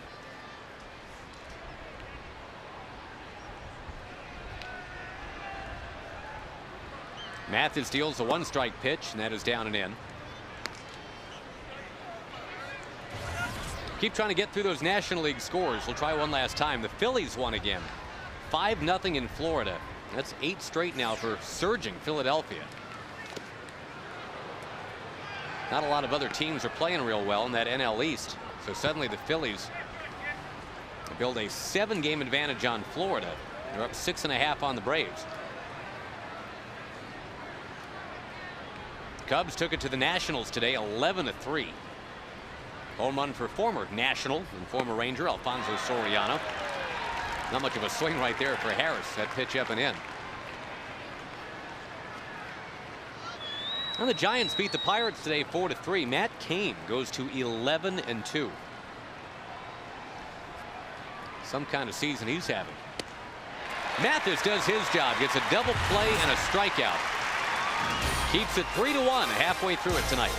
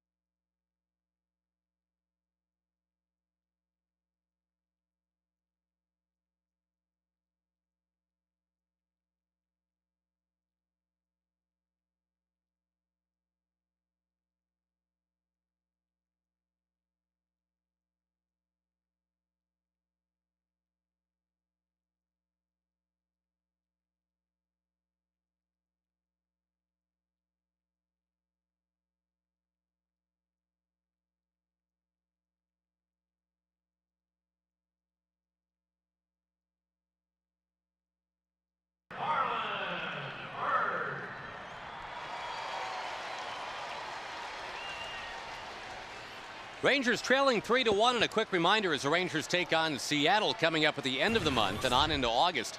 Saturday, August 1st, the first 7,500 kids 13 and under get that cool Rangers chest protector backpack. Compliments of Dr. Pepper. TexasRangers.com for your tickets, or 972 Rangers if you want to place the phone call. All right, 1 strike the count to Marlon Byrd. The Rangers need to start hitting Francisco Liriano, trailing 3-1. And Marlon Byrd on cue. Base hit into left center field. The Rangers had that leadoff homer from Ian Kinsler back in the first inning. Not a lot has happened since then. The Marlon Byrd trying to get the Rangers cranked up here in the bottom of the 5th inning. We're going to talk this inning with Steve Busby. You'll hear from him later on Rangers Live. You've already heard from him on the pregame show. And Buzz, obviously, we're kind of talking about the same thing that we were talking about around this time yesterday, is a decent pitching performance from a Minnesota Twin. yeah, decent is right. It's been pretty easy on Liriano tonight. The Rangers have made it pretty easy on him. And I guess we found out the problem, though, Josh, when you say they have to start hitting him and Marlon does it. You haven't said that enough. All right, well, David Murphy's got to start hitting him now, there too. You go. So I've done my part. Well, what, I mean, are you seeing anything from Liriano? Obviously, he's still got the good stuff. He's got a live left arm. Has good stuff, and he's throwing a lot of pretty quality pitches tonight, I think, and more so than apparently he's been throwing earlier in the year. But you know, this isn't the same Liriano, I don't think, that got off to such a great start in 2006 in his rookie year. I mean, the stuff is good. It's not electric the way I remember it being, but still a quality left-hander. Buzz, it was a little bit of a struggle for Derek tonight. He threw a lot of pitches in a kind of a short period of time. You saw on the bench Omar Vizquel talking to him. Mike Maddox went over. Ron Washington went over. What kind of things do you say to a young pitcher, you know, when he's not feeling too good about his outing? Try to pump him up. Besides hanging in there. You know, Tom, I don't know. You know, I think Mike Maddox is very big on emphasizing the positives, and I think you have to say, hey, when you threw strikes, when you got ahead of the count, things went your way. You know, you went through the first time around the batting order pretty well. The one mistake to Punto, hit the ball out. Okay, that's fine. But the next time through, you didn't have the same command of yourself, and therefore the command of your pitches. Right. Steve Busby is the reigning good luck charm. The Rangers get back-to-back base runners. And as they'll head on out and chat it up with Liriano, we look back over the score sheets from yesterday and from the day before, and this, believe it or not, is just the second time in this series that the Rangers have fashioned back-to-back base runners, which I think tells you all you need to know about the outage offensively. Well, Liriano had walked 46 batters coming into the game. That was the 4th most in the American League. Until then, he hadn't walked anybody tonight. Pretty much breezed after the home run through the ball game until Byrd and Murphy. And even though it doesn't feel like it, score's only 3-1. It feels like the Twins have been up about 75 or 80% of the time, but they've only got 3 runs. One big swing of the bat right here, and the Rangers can get right back in the ball game. Yeah, that time of possession stat is a little lopsided right now. Saltalamacchia, 1 for his last 15. This would be a beautiful time to break out of that. Well, Josh, I think right now is when you really need a quality at bat from Salty, and he struggled a bit of late putting together quality at bats. Showing the bunt, and he drops down abuse. The sacrifice, and they'll put it into the increasingly capable hands of the 20-year-old. Elvis Andrus will bat next, and I kind of like that. I mean, Saltalamacchia is not a guy who bunts a lot. The Rangers aren't a team built to bunt a lot, but it's a situation where Saltalamacchia is told, you do it. And for the first time in his big league career, he has done it. That's his first sac bunt. Well, the other thing it shows is that Ron Washington has confidence that Elvis Andrus will put the ball in play and be able to drive in a run right here. You wouldn't sacrifice if you didn't like the chances of the next hitter. And Elvis has had good at-bats. He's made pretty good contact. The infield's back. So at the very least, if you hit a ball back through the middle on the ground, you're going to knock in a run. The Rangers have been scoring pretty much exclusively on the home run ball the last 8 games. And even tonight, the 1 run so far on the Kinsler home run. So it's the kind of inning that I know Ron Washington, Buzz, really likes to see. Just string together a bunch of walks and hits. And again, make the other guy sweat a little bit. Well, I think the big thing with Ron and getting the bunt down from Saltalamacchia, you put yourself in a situation where you can get a run with an out. And that's something the Rangers have not been able to do very often in the last, say, 6 or 7 ball games. Well, remember right before the Rangers hit the road to go to the West Coast when Tampa Bay was here, that the very last game, the Rangers scored 5 times, and it was 3 sac flies and a ground out for 4 of those 5 runs batted in. Yeah, the situational hitting didn't make the trip from Anaheim to Seattle. It took a plane back here because it was an entirely different ball club that we saw in Seattle than we'd seen for the previous 10 days. Getting away from Maurer. Bird has scored. It is 3-2. And now we're pretty much in the same situation, although now with a man on third base and 1 out, the Twins may play the infield in, and a ground ball won't get a run in unless it goes through. But a fly ball will get a run in. Ball tailed away, and Maurer got the tip of his glove on it, couldn't hang on to it. Probably go as a wild pitch. Could be a pass ball. Well, pretty incredibly, guys, it's been 18 innings since the Rangers have a hit with a runner on base. That's spread over 3 games, but that is an eternity. And Buzz, you called it right now. There's a productive out that could tie this game. Fly ball of any depth. Got the infield in now for Minnesota. What was indeed scored a passed ball on Maurer. It wasn't an easy play to make. He wasn't looking for the ball on that side of the plate. It was sinking down and away. But he got a glove on it. Gold Glove catcher. Liriano's 2-2. Got him. That has been his strikeout pitch tonight. Andrews victimized. And it's up to Ian Kinsler.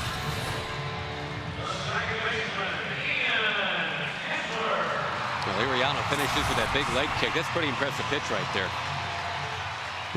Making a pitch when you have to, Josh, and that's the name of the game. Liriano hasn't had to make a lot of those tonight.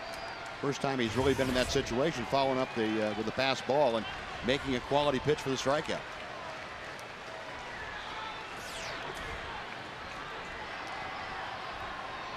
Kinsler homered on the second pitch he saw back in the first.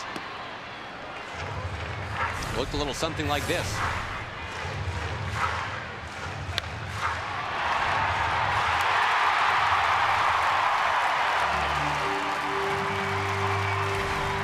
Ian's 21st of the year.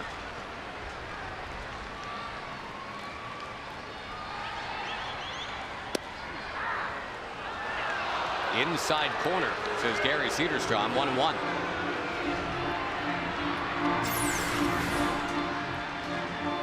It's a strike. It's a good strike, and it is a strike. And it was a good strike. Just barely touching our rectangle.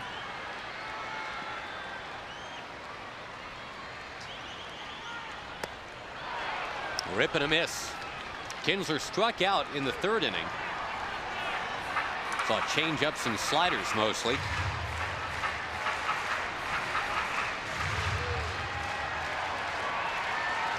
Liriano, when he has been in this situation, and it has, as you said, Buzz, hasn't been often, but when he is in this situation, he likes to go to the slider. That's the pitch that he feels like he can get a swing and a miss at.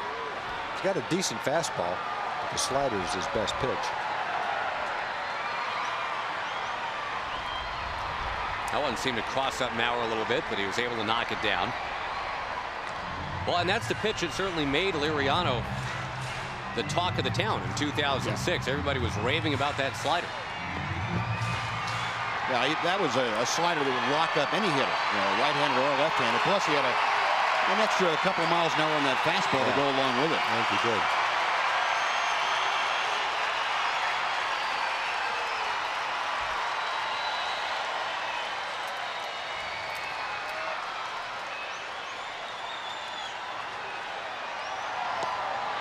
Down and away, and down goes Kinsler. It was an inning with a lot of promise. The Rangers settle for 1 run. They get closer. Thank you, Mr. Busby. Thank you. We'll talk to you after the ballgame. Lovely to see you as always. Thank you, Brent.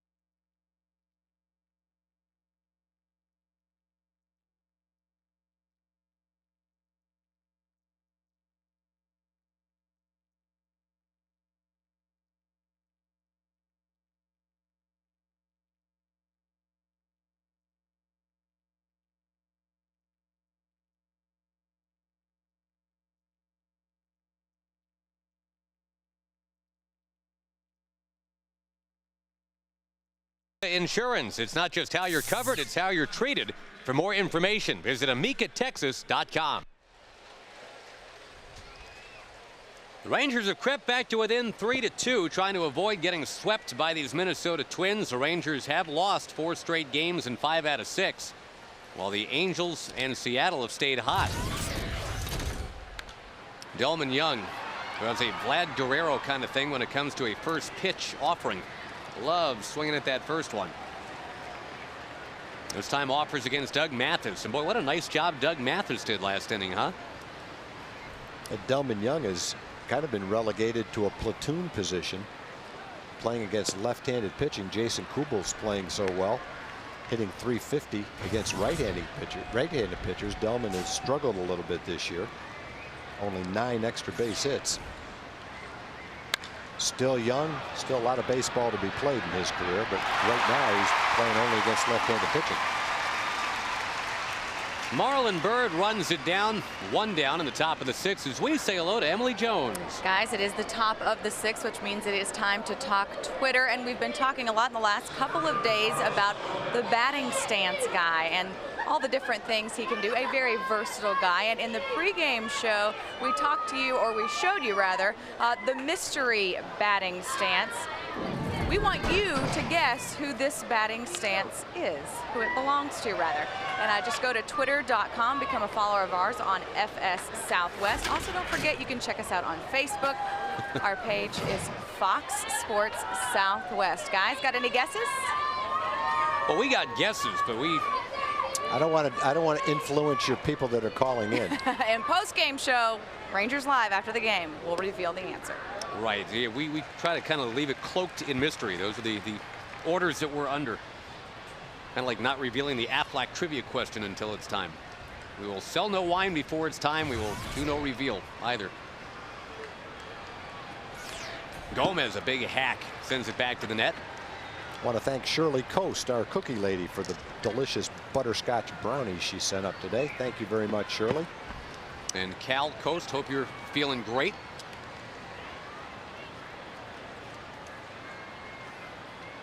Mr. Cookie Lady.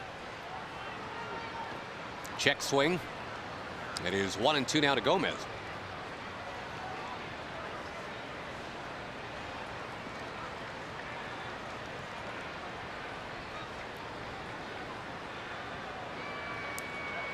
Gomez is a guy that was hit by the pitch in the 4th inning that really seemed to started the unraveling. A close one right there to Gomez, but 2-2. I'm betting that's in the rectangle. You want to bet a cookie? I'll bet you a butterscotch cookie. Hello. Ding, ding, ding, ding. Now you got to get me a cup of coffee and a cookie. Butterscotch brownie. Right after Gomez turns and goes back to the dugout. Anything else you'd like while I'm up? I don't think I have room for much more than that, but we'll work on it. All right. Well, Doug came right back and threw a beautiful pitch on the outside corner. Got the strikeout. It all evens out in the end, I guess. Hey, folks, by the way, if you'd like to email the booth, we've already talked Twitter a little bit, but to email the booth, that is a different animal, foxsports.com. And the keyword is email Rangers. You are absolutely welcome to get in touch. We'll do our best to get to a few before we're done tonight. Again, foxsports.com. And the keyword email Rangers. All one word, email Rangers. Towards the alley in right center from Punto is having quite a night. And now, on a little bobble, this turns into 2 bases. Single E8 in the second Ranger error tonight. Marlon Byrd raced down that Delman Young drive to start the inning. And he got right over there to get that ball off the bat of Nick Punto. But when he couldn't come up with it cleanly, well, Punto just kept on going.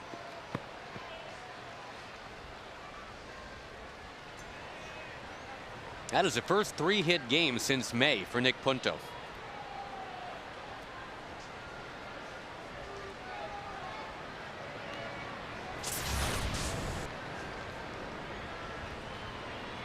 And that look right there from Marlon, I think, is kind of the look a lot of Ranger fans have right now, just over the last week or so. And that's kind of what Ron Washington's been talking about when he told the media, we're not doing what we're capable of doing. And the hope, obviously, is that's just a temporary condition. These things happen over the course of 162 games. If it's simply a wrinkle in time, it's not a great big deal, but you just don't want it to be a prolonged situation, not with the Angels playing as well as they are.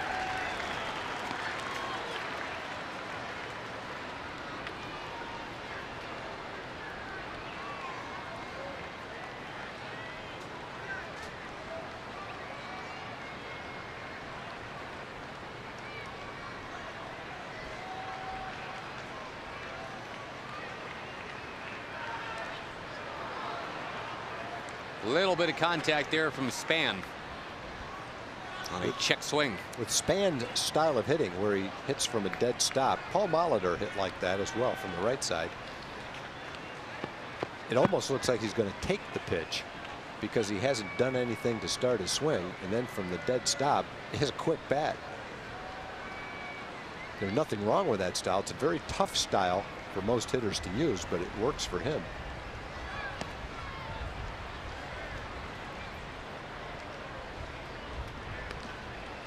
The other thing that certainly worked for Span was finally getting his eyes checked out. It sounds like such an obvious thing when you're not hitting.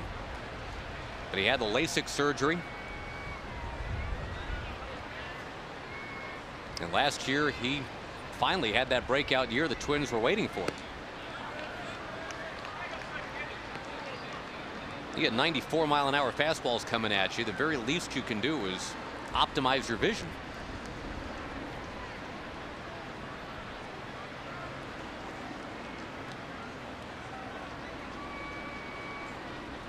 Action begins again in that Ranger bullpen in a 3-2 game here in the 6th. Going from 0-2 to 3-2. This has been kind of the mild criticism of Doug Mathis in his time in the big leagues. He does a great job of getting ahead. It's the finishing off part. The Rangers want him to fasten in on. Get that eye of the tiger. You get the 2 strikes. Don't mess around. On the ground, backhanded by Blaylock. Leading Mathis to the bag, well done. And keeping this game 3-2 as we go to the bottom of the 6th in Arlington.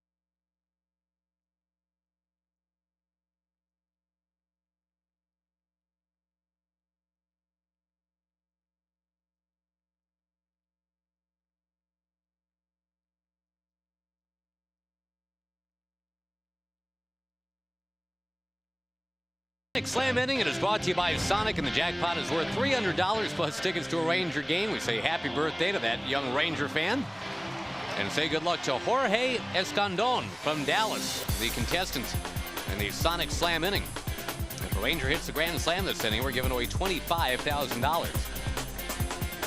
A 3-2 lead for Minnesota. The Rangers have walked a few too many. They've committed a couple errors, but they are right in this thing. They've got the 2, 3, 4 hitters coming up in the bottom of the 6th. And some guys that take the losing pretty hard, pretty personally. Young and Hamilton to gear things up here for the Rangers. Try to stop this 4-game losing streak.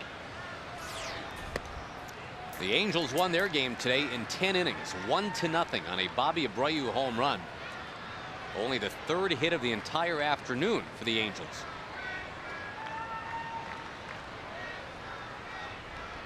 Seattle won its game too. And the Rangers took an early lead in this one tonight. Ian Kinsler homered on the second pitch thrown by Liriano. Only one run is scored since then. There you go. There's the walk on 4 pitches. The Rangers being urged to be a bit more patient at the plate. And for the second time in the last 2 innings, a 4-pitch walk from Liriano. Well, the slider he throws that's so hard to hit looks like a strike. If you can lay off it, which is very easy for us to observe from up here, very difficult to do if you're the hitter, a lot of them are out of the strike zone. I think with 46, 48 walks now this year, there are times where hitters are able to lay off that, and it becomes a little more difficult for him to throw strikes. Right now, he's not throwing his fastball for strikes. That's 5 straight out of the zone to start things here in the 6th inning.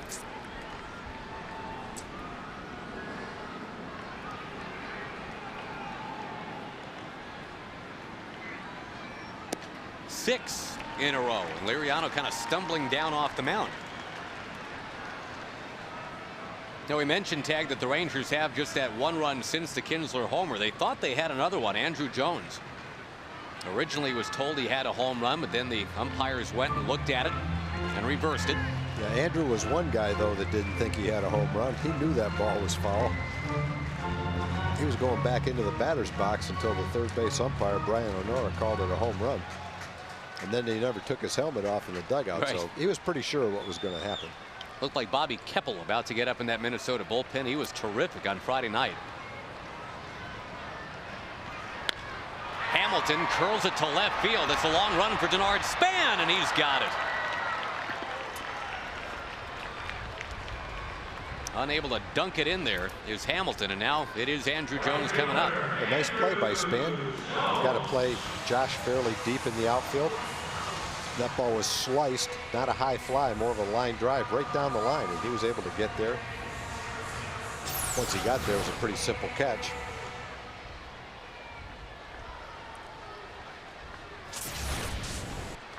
All right, time to put in the call here for Mr. Jones. He's going to straighten it out this time. Good timing. He's got 14 home runs already this year, including 3 that one game against the Angels.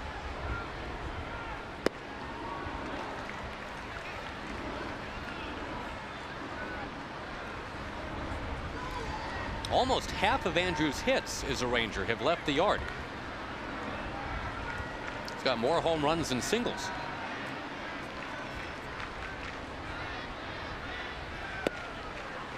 Two balls, no strikes.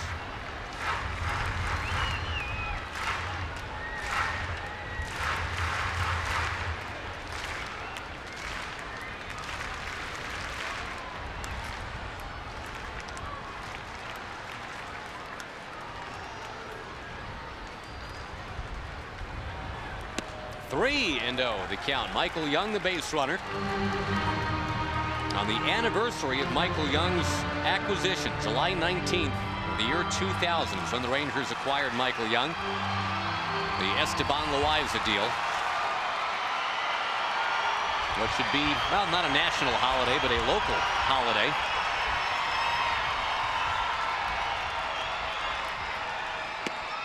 Four-pitch walk again. 2 of those in the inning. And again, Rick Anderson comes out to talk to Liriano. The action having begun in that Minnesota bullpen. It's a reasonable pitch count for Liriano on a warm night, 77 pitches.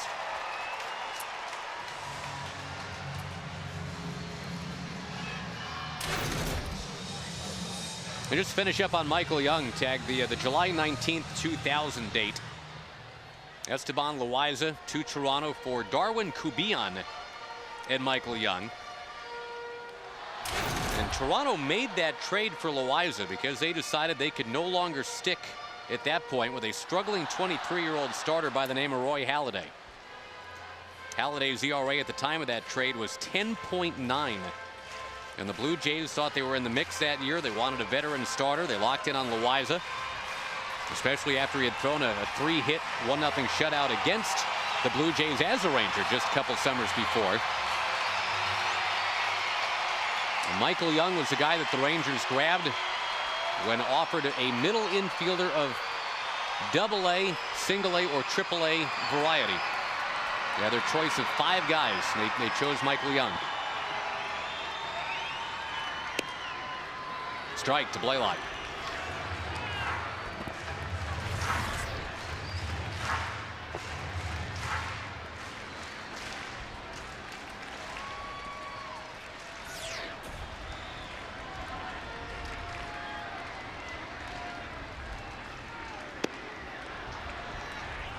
Marlon Byrd waits on deck as Blaylock works the count to 1-1.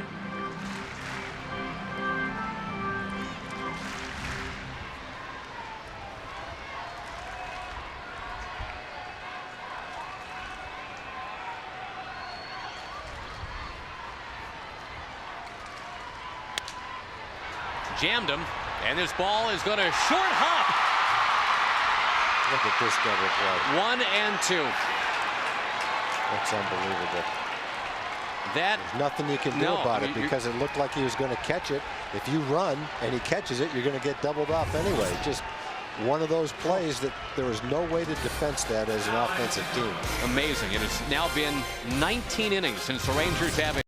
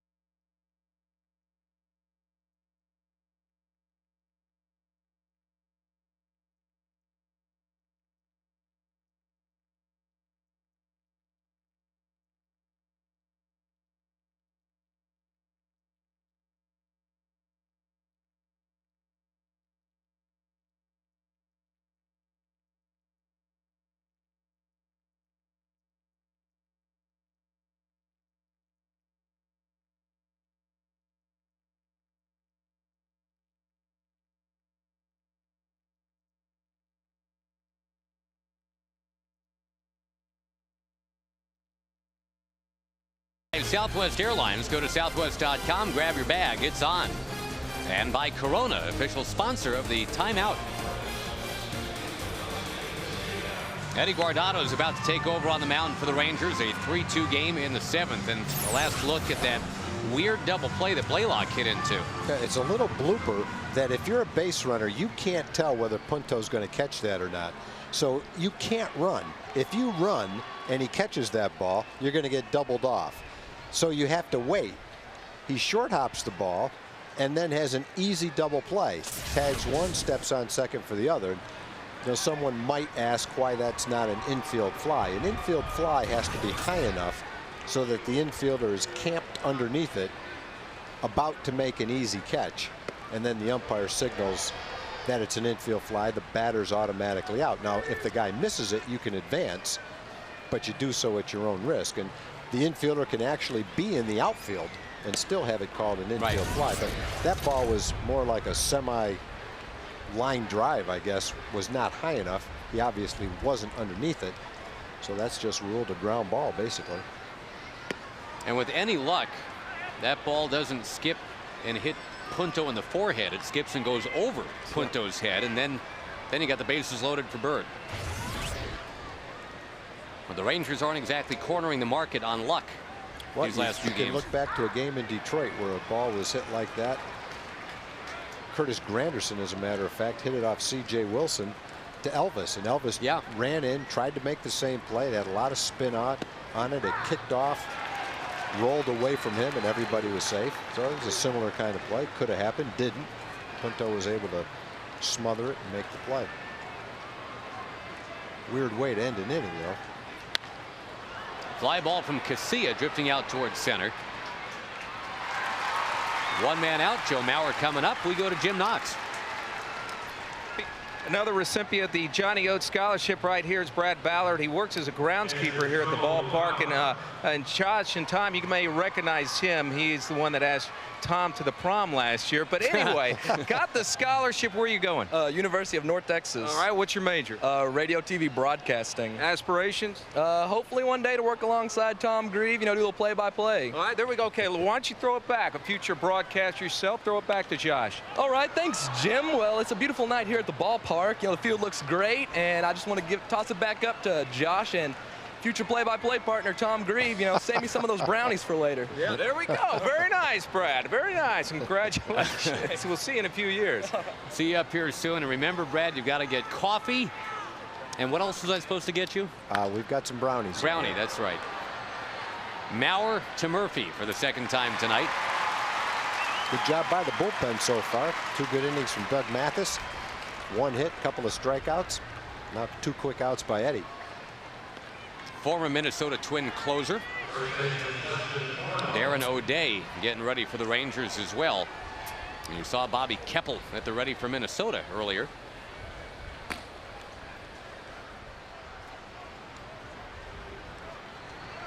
Now the native Canadian Justin Morneau. And a bouncing ball to second base. Real nice inning for Eddie Guardado. Only 9 pitches needed. 7th inning stretch. A 3-2 lead for Minnesota.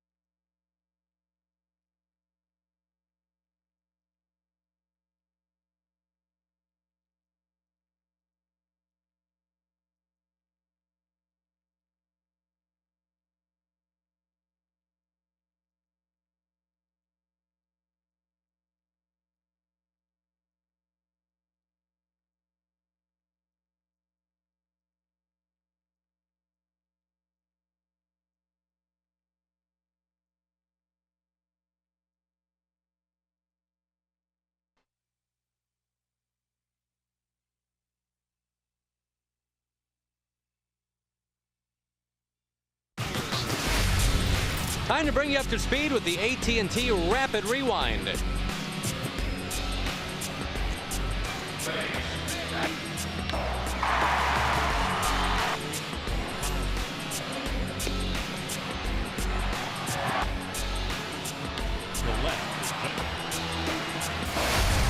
AT&T, the nation's fastest 3G network. AT&T, your world delivered. You saw the narrow miss. Andrew Jones almost hit one out. In fact, it was initially ruled a home run. Then they went to the review. Strike that, reverse it. And that's a big reversal. 3-2 Minnesota into the bottom of the 7th inning. Kinsler had that leadoff homer for the Rangers back in the 1st. A pass ball scored the other one in the 5th. But not a big problem right now, Tag. We've talked about it. 19 innings in a row for the Rangers without a hit with a runner on base. And you're just obviously not going to win a lot of games doing that. So well, let's get a couple more men on base and try it again. I vote for that one, too. And Liriano had a big strikeout with a man on third base and 1 out. After the wild pitch, looked like the Rangers had a great chance to tie the ball game, but he made some good pitches with his slider and got the strikeout.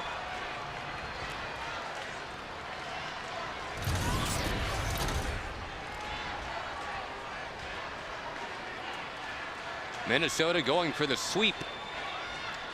A 3-game sweep has not happened in Arlington, Texas by the Minnesota Twins since the 1976 season. Any idea what we're waiting for here or no? Probably because they played God Bless America. Don't they have to wait a certain amount of time between the innings? That's what it looked like anyway. Could be. I didn't see anything else going on that would cause a delay. No streakers. Well, that's no good. Injured umpires. No banks of lights going out. Nope. No fog drifting in.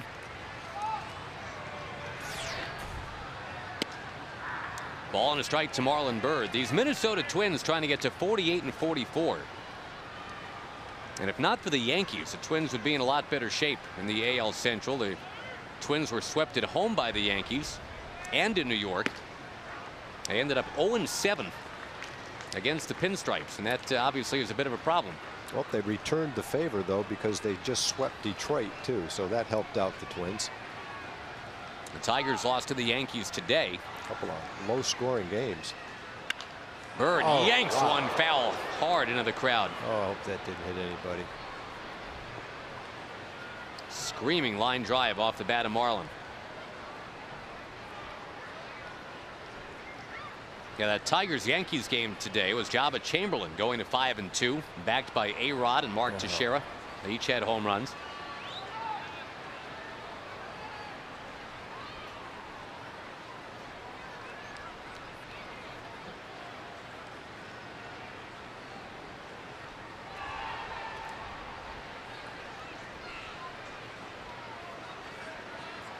Now, a fan getting some medical attention after that last foul ball.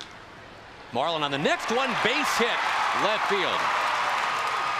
That's what you were calling for, right? Get that. Get some base runners. Yeah, get a base runner and give somebody a shot to get the hit with a runner on. Looked like the third baseman was hugging the line a little bit, not right on the line, but shading toward the line, guarding against the extra base hit right down the line.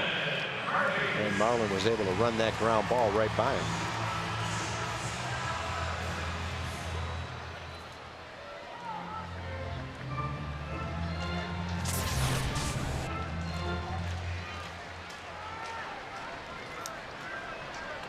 Murphy, who remember was not originally going to be playing tonight, has been on base twice.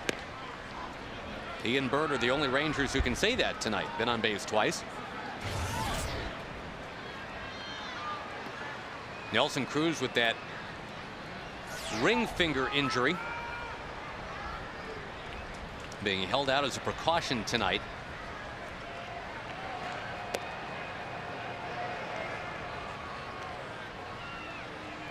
As we mentioned, Murphy's had to battle back from his own ring finger injury, diving for a ball on that last road trip.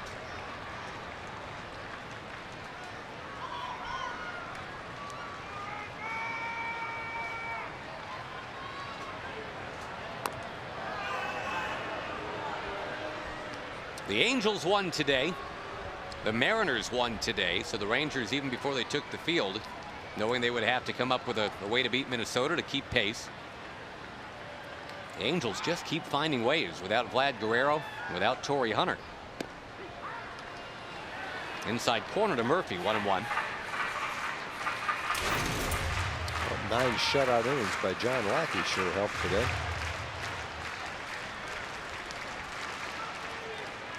Brett Anderson for Oakland took a perfect game into the 7th. It was quite a battle going on there.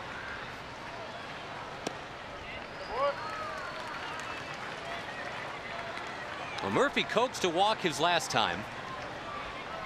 We had talked about it. Liriano, 4th in the league in walks allowed coming into this game. Did not allow a walk until the 5th inning tonight. But has walked 3 since then. Could be in the same situation as the 5th inning. If Liriano walks Murphy, single, walk, nobody out. And in the 5th inning, Saltalamacchia is sacrificed. Well, let's hope we get a couple of men on and see if Ron Washington chooses to try the same way.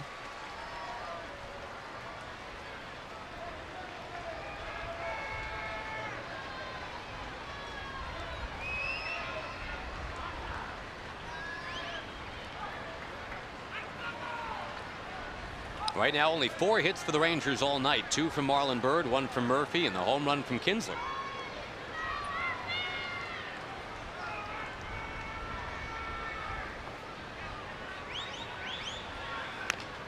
Fouled by David. Some other scores from today. The Rays rallied to beat the Royals 4-3.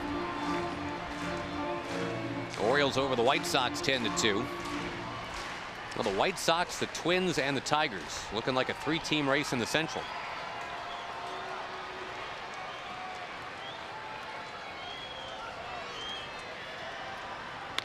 Murphy tags it into center. Byrd will come around second and stop. And David Murphy, who again had no idea he'd be playing tonight. You talk about an understudy just nailing all the high notes. Well, he came in against a tough left-handed pitcher against left-handed hitters. He's walked and had 2 hard-hit balls back through the middle. He's got a couple of good pitches to hit, and he's ripped them hard into center field. So good day for David against a left-hand pitcher who traditionally is very tough against left-handed hitters. And there's that first hit with a man on base in 19+ innings for the Rangers. Hopefully a portent of things about to happen here. The Rangers are ready for a rally, ready for a break. Liriano is done. We'll tell you about the new minute.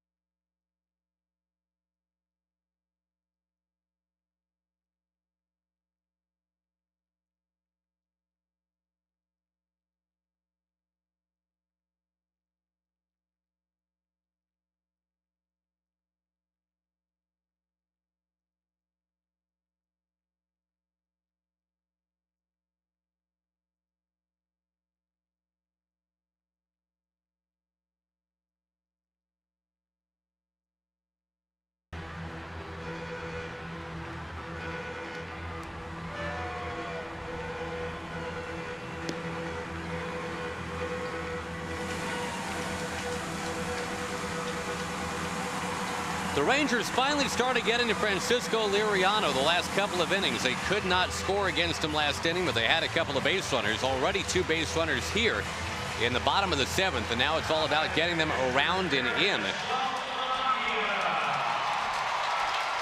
Last time Jared Saltalamacchia was up in this exact situation, 2 on, nobody out. His first ever sacrifice bunt in the major leagues. That set it up for the pass ball. Run scored. Salty had never had a sacrifice bunt in the big leagues in 220 games. Well, they asked him to try to do it now twice in the last 3 innings. Yep. Bobby Keppel is down off the mound. Isn't baseball a great game? Guy has no sac bunts ever in 220 games. And now he's got 2 tonight. Same situation now for Elvis. Have to make some contact, put the ball in play. With 2 men on in this situation, the Twins appear to play their middle infielders back, corner infielders in. After the run scored in the 5th inning, they moved the infield in with a man on 3rd base and 1 out. But with 2 men on, You don't want to give up 2 runs on a little blooper that you might have caught if you were back, a ground ball that wouldn't have gotten through. You're willing to give up 1, but the second one is the go-ahead run. So that's why the infield's back right here, at least at second and short. Elvis got a chance to face Keppel in the game on Friday and struck out, victimized by the slider like a lot of other Rangers were in that game. Keppel's got great movement on his sinker. That was a sinker right there. He's got the kind of sinker, at least in the short time we've seen him today, 2 days ago and today, that you can know it's coming and still have a hard time hitting it. It's got so much movement on it.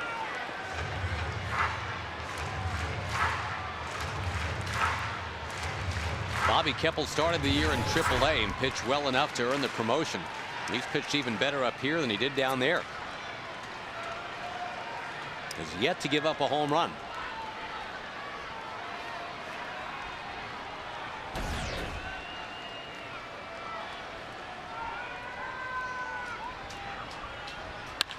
Elvis cranks it towards center field. Back to the track that is deep enough. This game is going to be tied. Well, that's some contact right there. 400 feet worth of contact. Well hit ball by Elvis to tie this game up. 2 sacrifices follow 2 hits. You got the sac bunt and then the sac fly. RBI number 16 at the big league level for Elvis. A good one to be hitting, you're right.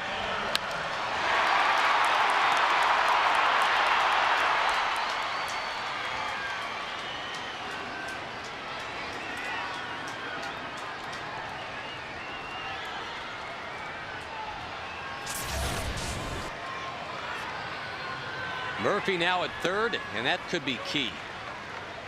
Both runners able to tag on a fly ball deep enough. Kinsler had the home run in the first inning. Has struck out a couple times after that. A chance to give the Rangers their first lead since very early in the game.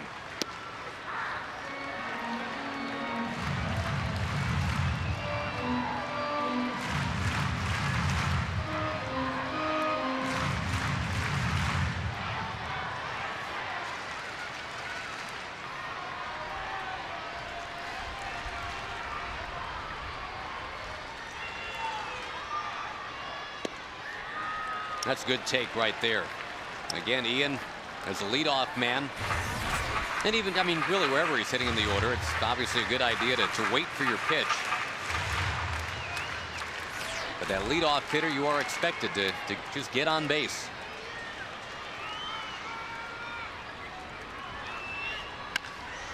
Turns on it and fouls it.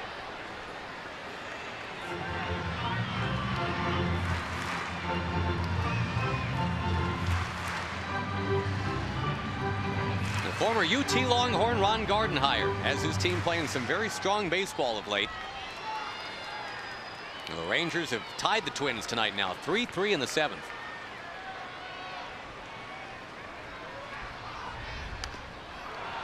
And Kinsler makes just enough contact to hang around.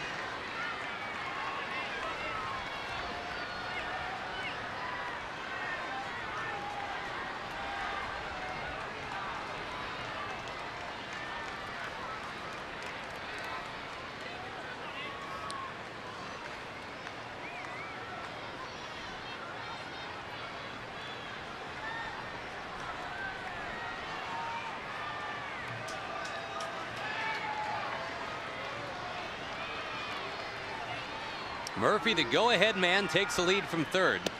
And Kinsler down on strikes for the 3rd time tonight. But the Rangers scratch and claw and get that equalizing run in the 7th inning. 3-3 as we go to the 8th.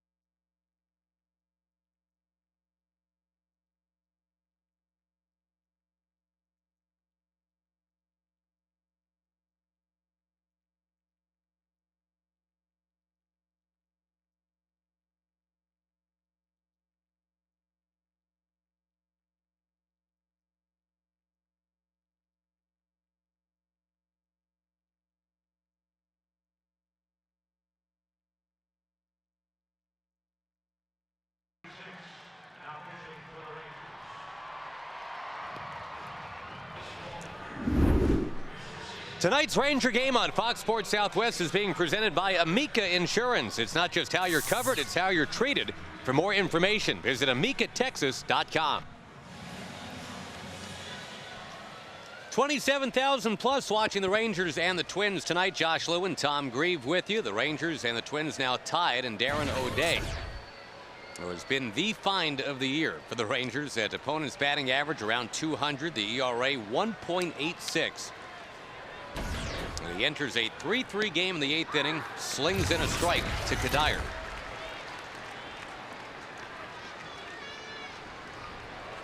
Darren O'Day was pre-med at Florida, had designs on maybe being a vet someday. Had to walk onto that baseball team at Florida. And the rest, as they say, is history. Here he is one of the best setup guys in the American League here in 2009. Good night, Michael Kadire. That's some great pitching. 2 sliders for strikes. Then said, let's try the high one out of the strike zone, see if we can get him to swing. And he did. You can see Jared standing almost straight up like catcher of 50 years ago, Mike. Threw the high one, and Kadire swung at it. Not the first time we've seen Darren with that same sequence of pitches this year. Talking about Darren as a walk-on in college, it was the, whoa, is that, I guess time had been granted? Darren just really wanted to pitch right there. Sure didn't look like time. That time had been called, but Darren thought maybe he could just kind of sneak one in there. Anyway, Darren washed out in his first attempt trying to walk onto that Florida Gators team. Line drive at second base, Kinsler. A little bit of vertical there. And 2 quick outs. Darren O'Day, perseverance is where we're going with this story here. He just decided, you know what, I'm going to do what it takes to have him look at me again. And again, his work as a Texas Ranger has been terrific.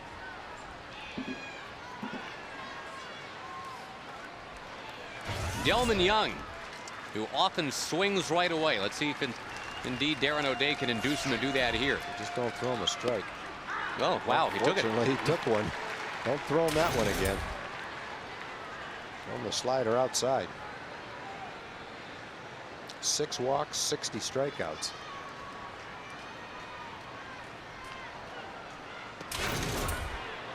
Did he go? No, says Adrian Johnson.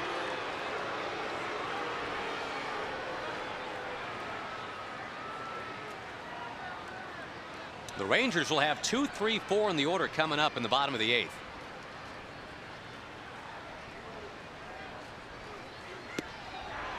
Tried to get him to go fishing there. That looked like a replay. Same check swing, same pitch. That's exactly what I would have done if I were Darren. Throw the slider outside, see if he can get him to swing at it. He starts his swing, but he's able to check it.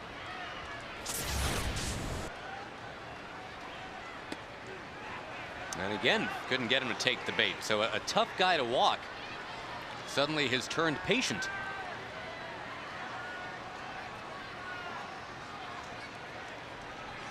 Carlos Gomez would bat next.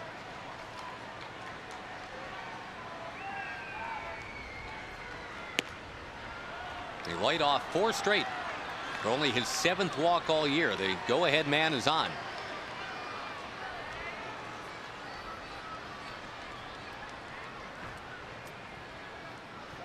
Coming in at tonight's game, Gomez was maybe the best hitter the Twins had in their lineup over the last week or so. 9 for his last 15, 9 runs batted in, 9 of his 21 runs batted in for the year, just in his last 5 games. Tonight, though, a couple of strikeouts. And now a grounder to third. Michael Young guarding the line, and now coming in to hit. The Rangers with momentum, if you believe in such a thing. They scored in the 5th, they scored in the 7th, and now can they score in the 8th to take the lead on Minnesota?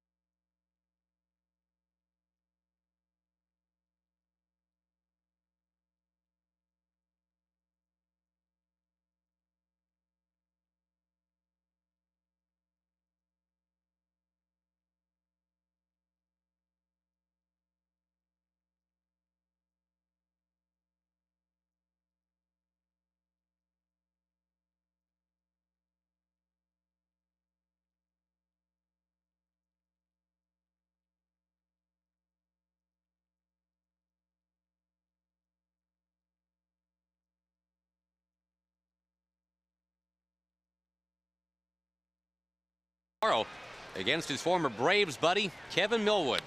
Michael Young drilling the first one here in the bottom of the 8th. It's deep. It is caught on the track by Carlos Gomez. And again, for that Red Sox series, 972 Rangers, number to call to get your tickets.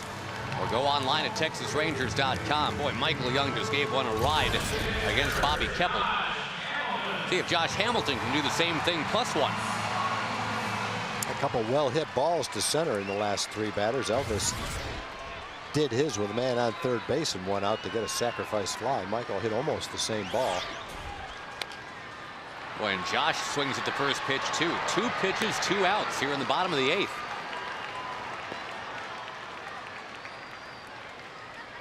Andrew Jones will come up. Andrew almost hit one out back in the 4th inning. In fact, for about 2 minutes, this was a home run, and the run came off the board. Coors Light freeze cam, check it out. Andrew thinks it's foul. But initially, third base umpire Brian Honora thought it was fair. They went and looked at it, and it turns out Andrew was right. Well, I'd love to know how much that missed hitting the pole by. It looked like it was less than a couple of inches.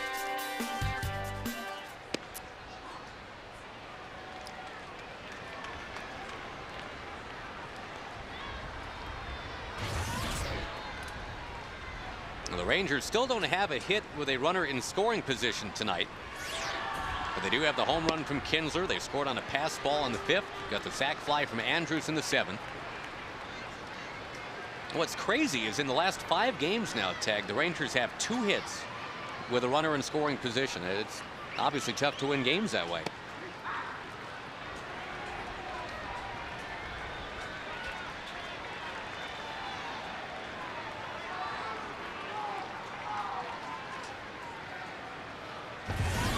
The pitching, for the most part, has been decent. Scott Feldman yesterday, 6 quality innings, and the bullpen picked him up. The bullpen's been outstanding tonight. Guardado, O'Day, and Mathis after Derek Holland got knocked out after 4 innings.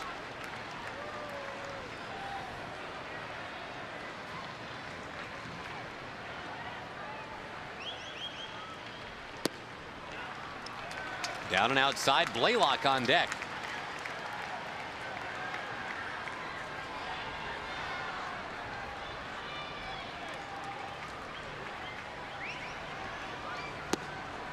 That's a good take. Andrew Jones draws a 2nd walk of the night. Ron Gardenhire springs out and wants to go get the lefty to face Blaylock.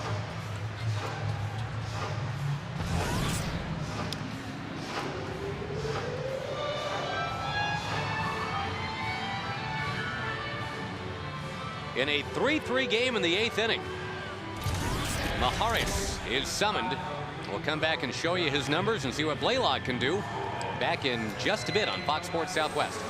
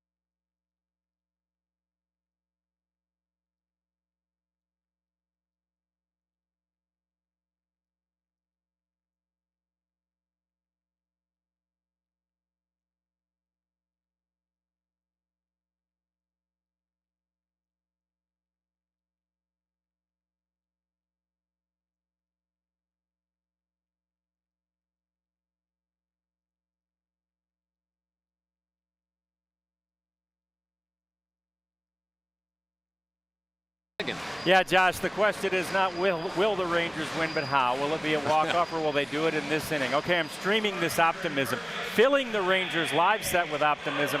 Maybe the entire place will get filled with optimism. Will help will the Rangers to victory, even if they don't win, though. We'll be here for the Rangers live postgame show. We'll reveal the batting stance guy, and we'll, of course, have lots of postgame and analysis. Steve Busby's alongside Rangers live right after this one, guys. Nothing wrong with sending out the positive energy. Thank you, John. Here is Blaylock with a runner on. 3-3 game, and Jose Majerus, the stocky left-hander, comes out of the bullpen now, and Blaylock takes a big rip.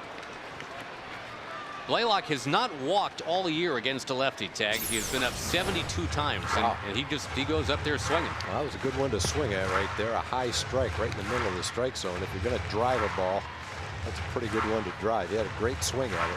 The pitch tracker brought to you by Amica Insurance. It's not just how you're covered, it's how you're treated. Andrew Jones has had go-ahead run off of first.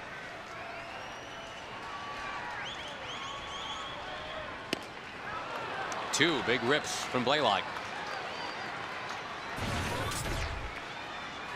Well, Harris obviously has been a go-to lefty, situational lefty, 35th game, but it's only at 29 innings.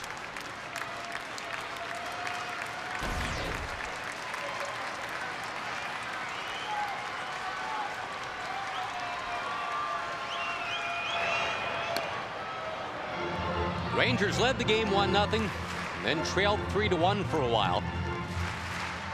Back with a run in the 5th, a run in the 7th to tie. Twice it was Jared Saltalamacchia with a sac bunt to get the Rangers in position to score. First 2 sac bunts of Salty's career.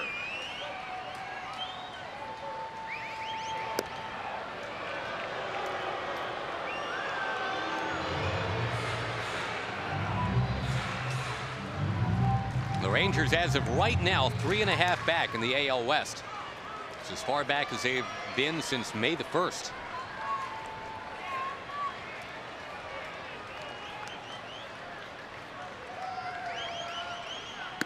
Blaylock down on strike, so the move to go get the lefty pays off handsomely for Minnesota.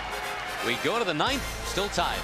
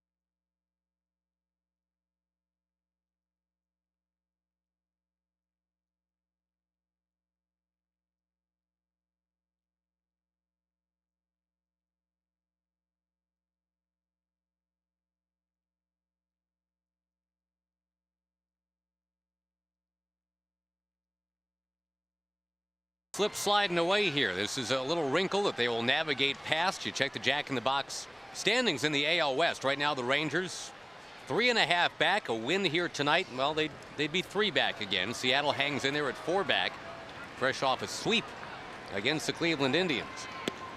Now as we begin the 9th, it is C.J. Wilson summoned with the ERA right at around 3. And 3 home runs allowed. Nick Punto, the hitter. He was an unlikely home run hitter back in the 3rd inning tonight. His first home run since last August, as a matter of fact, and he's followed up with a couple of singles. Yeah, 4 shutout innings for the bullpen. Only a walk and a single for the Twins in the last 4 innings. Well, CJ gets a lot of those weak little comebackers. Lobs the ball to Blaylock. 1 down in the 9th.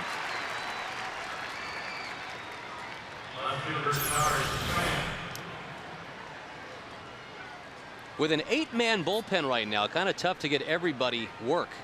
But the Rangers tonight, and you kind of talked about it, Tag, because Holland only went 4 innings. Not a problem getting guys work tonight. The bullpen was in operation starting in the 5th inning. Yeah, the only guy that hasn't pitched since the All-Star break is Frankie Francisco, and I would think Ron would love to use him tonight.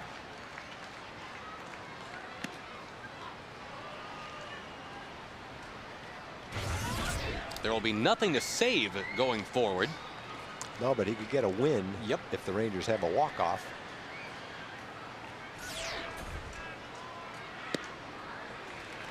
Wilson pours in a strike to Span. If you're looking ahead to the bottom of the 9th, and I'm sure that you are in some form, the guys that have been getting the hits are leading off, Bird and Murphy. And the guy that's been doing the sacrificing tonight follows, Saltalamacchia.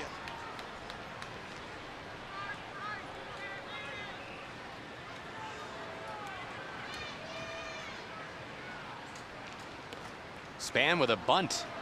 It did not go well. 2-2.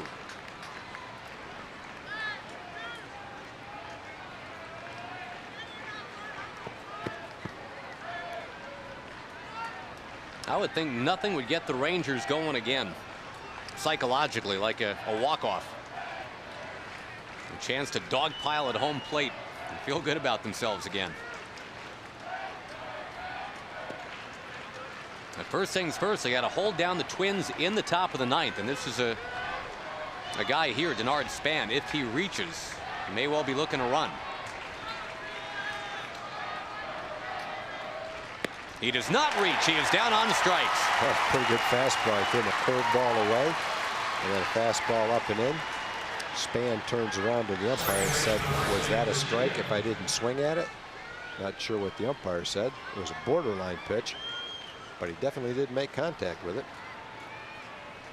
Well, and now things become pretty simple. You've got Alexi Casilla coming up, a 179 hitter. If you take care of him, you don't have to face the major league leader in batting average, Joe Mauer. Maybe not for the rest of the night. The Rangers can go ahead and get a run in the bottom of the 9th inning.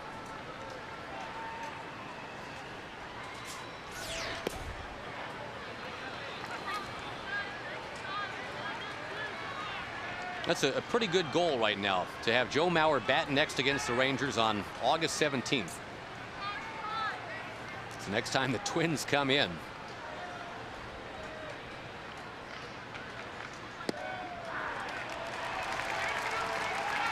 In fact, it's the Twins and the Red Sox in back-to-back again in August. That's the homestand the Rangers have right now. Playing the Red Sox tomorrow night. There's CJ with a good pitch, just boring in on the hands of Casilla. So now 2-2.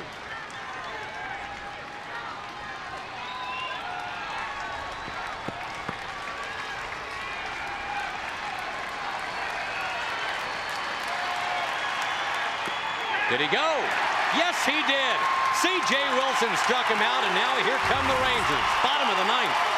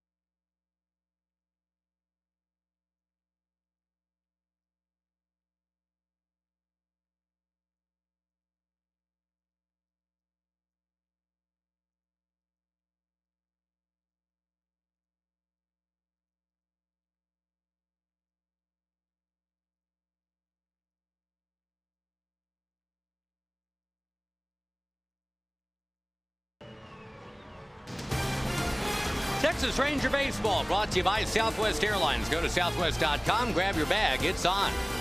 And by the Ford F-150. It's not just a pickup truck, it's a Ford F-150.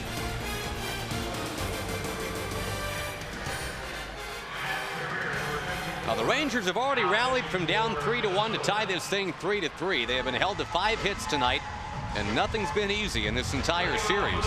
The Angels keep winning, the Mariners keep winning. But as the old maxim goes, you only control your game.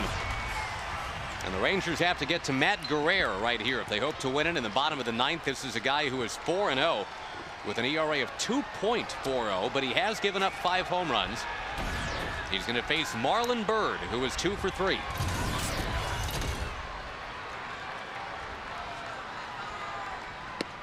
Minnesota's bullpen has been terrific, especially in this series. And Guerrero of late kind of head of the class out of that bullpen. He and Joe Nathan combined have given up 2 earned runs their last 43 innings pitched.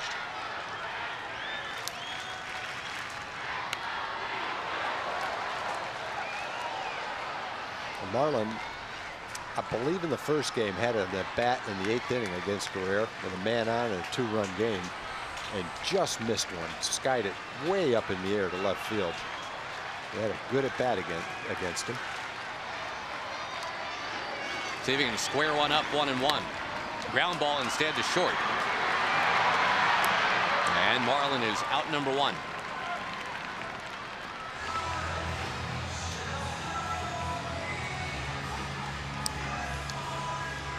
Be a great time to hit the restart button and get a win, because the Red Sox provide the opposition starting tomorrow night for 3 games in a row. The Red Sox have the best record in the American League.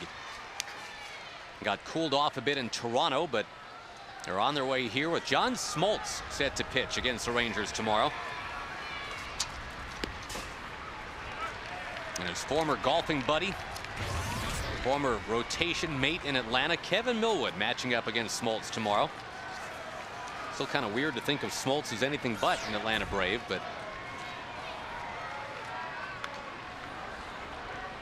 Tuesday, Tommy Hunter against Josh Beckett.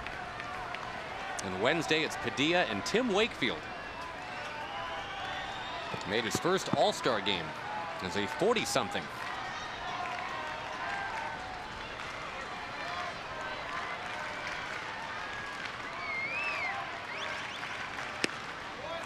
One ball, 2 strikes to Murphy. Saltalamacchia on deck. Remember, he was asked to drop down the sac bunt in both the 5th and the 7th. That will not be happening now.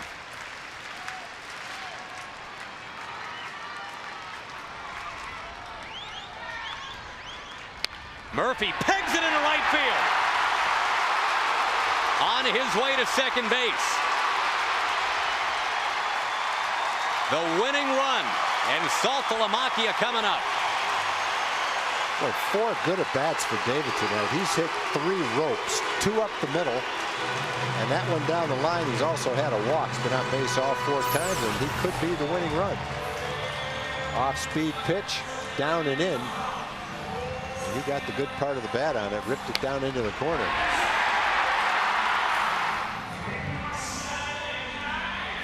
Murphy, who is not supposed to play tonight, only because Nelly Cruz has that lingering soreness in his ring finger, was Murphy told he was playing about 40 minutes before the game. 3 hits and a walk for Murphy.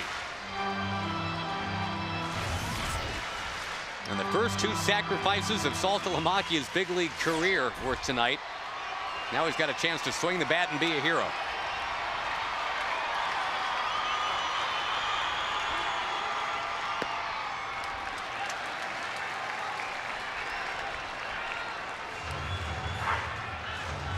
That double by Murphy, the first extra base hit for the Rangers tonight since the 2nd pitch of the game. The one where Kinsler homered to left center.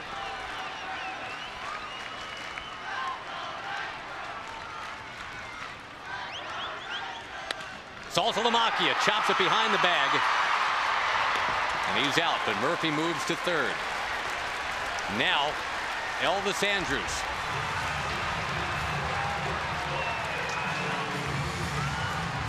Punto had him shaded up the middle. It looked like off the bat that it might sneak up the middle, but you can see where Punto is right behind David Murphy, shading him up the middle. And so he had no trouble getting to that ball and making the play on it.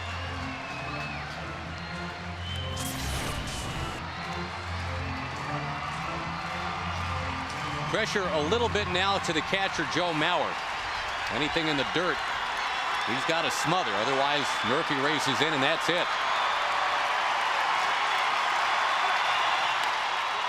Up near third, it's foul.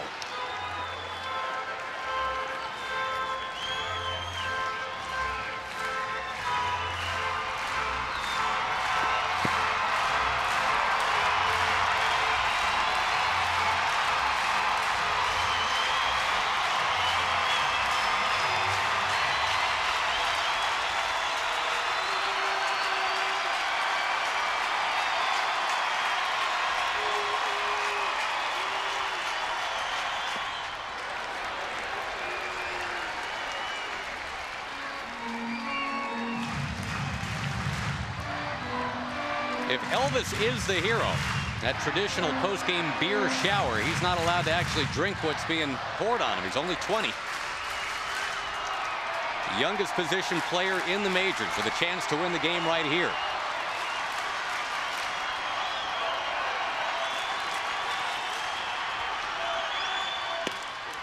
Taken, and it's a strike. 1-2.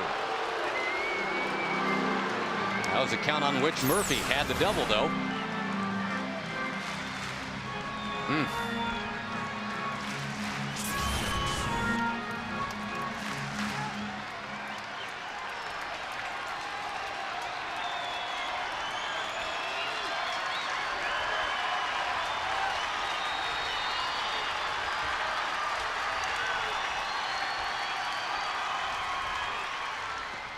Oh, there's Mauer, called on to make that block.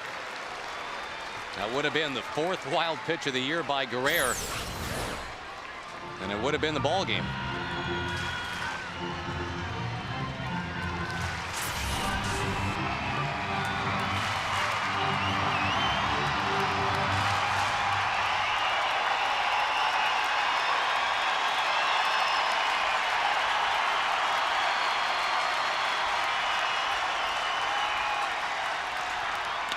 Elvis with a roller up near third. Moreno is on the bag. And we go to the 10th.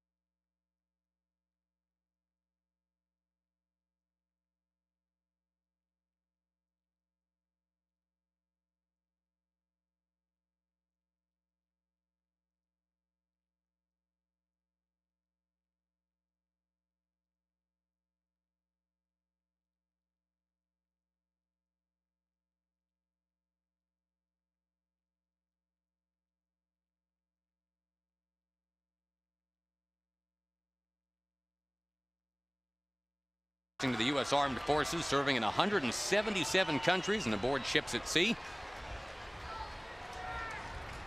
A 3-3 tie into the 10th. C.J. Wilson has got quite a challenge ahead of him here. Mauer and Morneau. We've been going on and on about the new age M&M boys tonight, and really all series. C.J. Wilson's not scared. The M&M boys are a combined 3 for 17 lifetime against him. C.J. had a real good ninth inning. Struck out Span, struck out Casilla, threw a lot of strikes.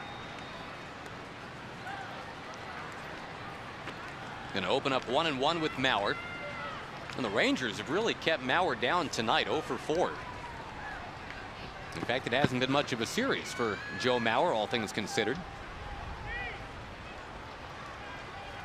1 for 11, and he's actually 2 for his last 23 now. Kind of dimming the enthusiasm for that possible 400 batting average. Showed the bunch, he took a strike.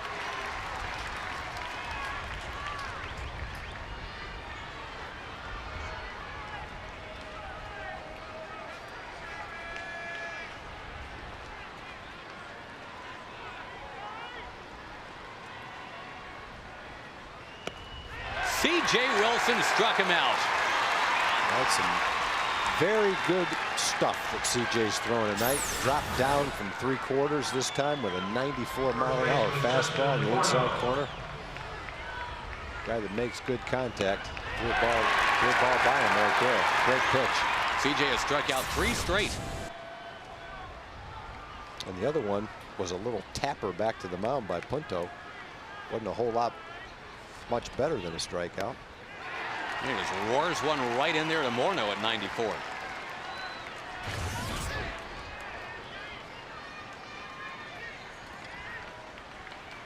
.21 jacks already for Morneau. Among the league leaders. Trying to jack that one out, and it wasn't happening. 0-2. Well, CJ's feeling it right now.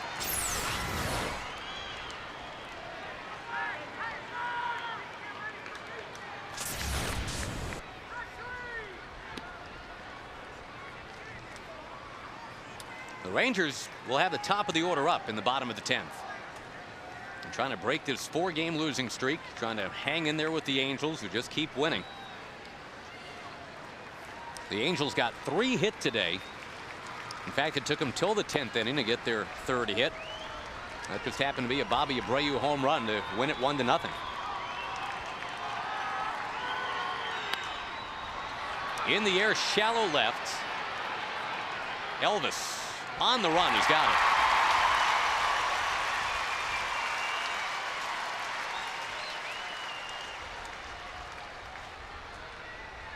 it. Again, Seattle won its game as well. 5-3 in Cleveland, 3 more hits for Ichiro. And the Blue Jays beat the Red Sox behind Roy Halladay. The Red Sox are headed here to Arlington. Who knows where Roy Halladay is headed? The Ranger bullpen working on their 6th inning of 1-hit relief. That's been the story tonight. Derek Holland started, and he walked 4 in 4 innings. So it was really his undoing, that and the hit batsman. Not much of a swing by Kadire. A very confident looking C.J. Wilson out there right now. I would be too if I had that kind of pitches, those kind of pitches.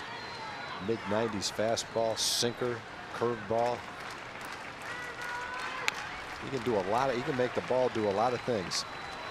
And he can get out of his hand to the plate in a hurry too.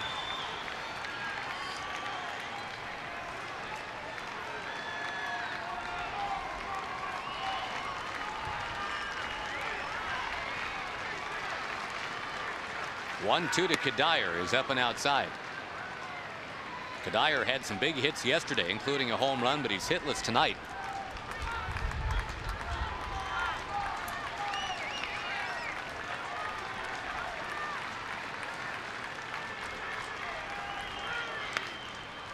Flicked into the crowd of 27,204.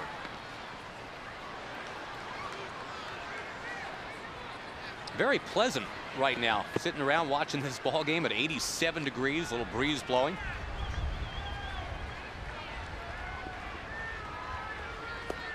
Not as pleasant for Kadire, who strikes out. Two pretty nasty innings right there. And now Ian Kinsler. Maybe he can bookend the proceedings. It started with a Kinsler homer. Can he end it? Young and Hamilton to follow.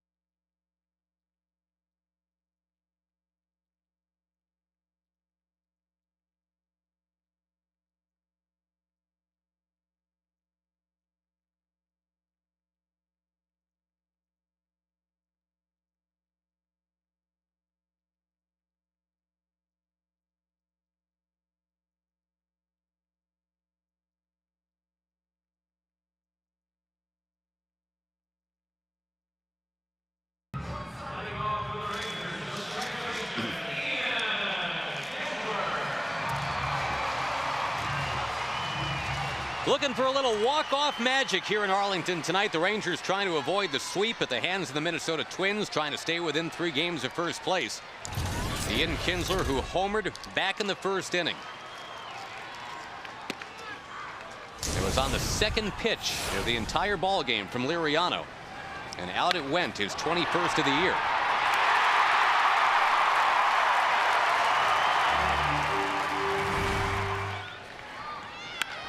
On the ground, but hugging the line over there was Brendan Harris. And Kinsler is out, bringing up Michael Young. Yeah, another part of the game, that's right down the line for a double. But in this situation, that's exactly why he's playing there, so that that doesn't happen. You can sneak in a base hit by hitting a kind of a routine ground ball to third that goes into left field for a base hit, but you can't get the ground ball double down the line when he's playing there. In fact, we saw Marlon Byrd get a single that way. Ooh, big cut for Michael Young. Now, he's been responsible for the most walk-off magic this year. The Rangers have a handful of those here in 2009.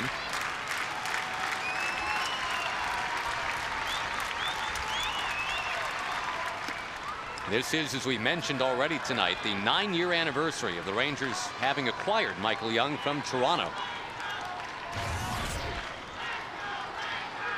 Off the Double-A roster of the Blue Jays.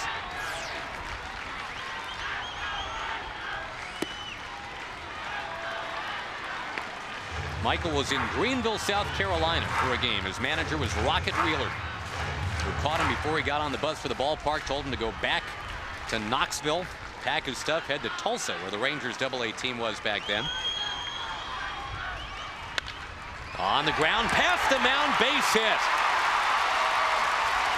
Well, Michael stands to be the winning run tonight. Josh Hamilton comes up.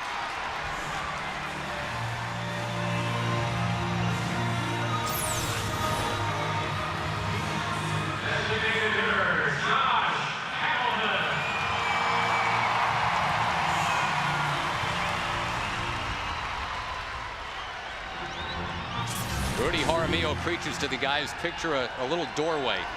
Very narrow doorway. Just try to hit that ball right through the open door, right up the middle. That's exactly where that baseball was. Here's Hamilton. Outside corner, a strike.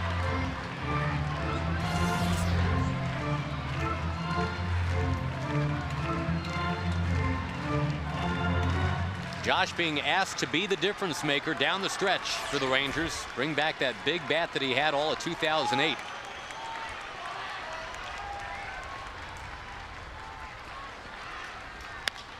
In the air, center field.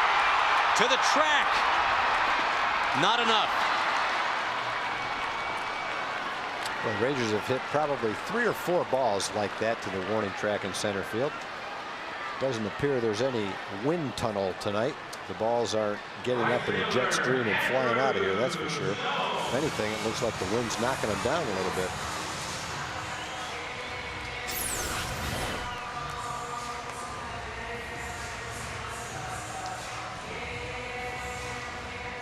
A lot of the fans thought it was going to go. They just didn't.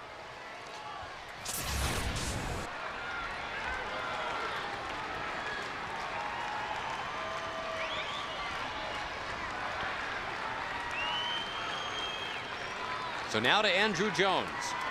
A couple of walks for Andrew tonight and a narrow miss on a home run.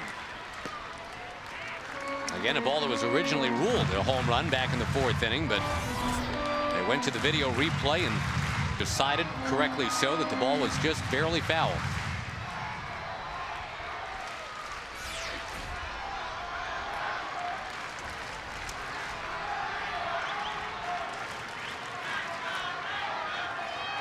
Harris guarding the line at third again.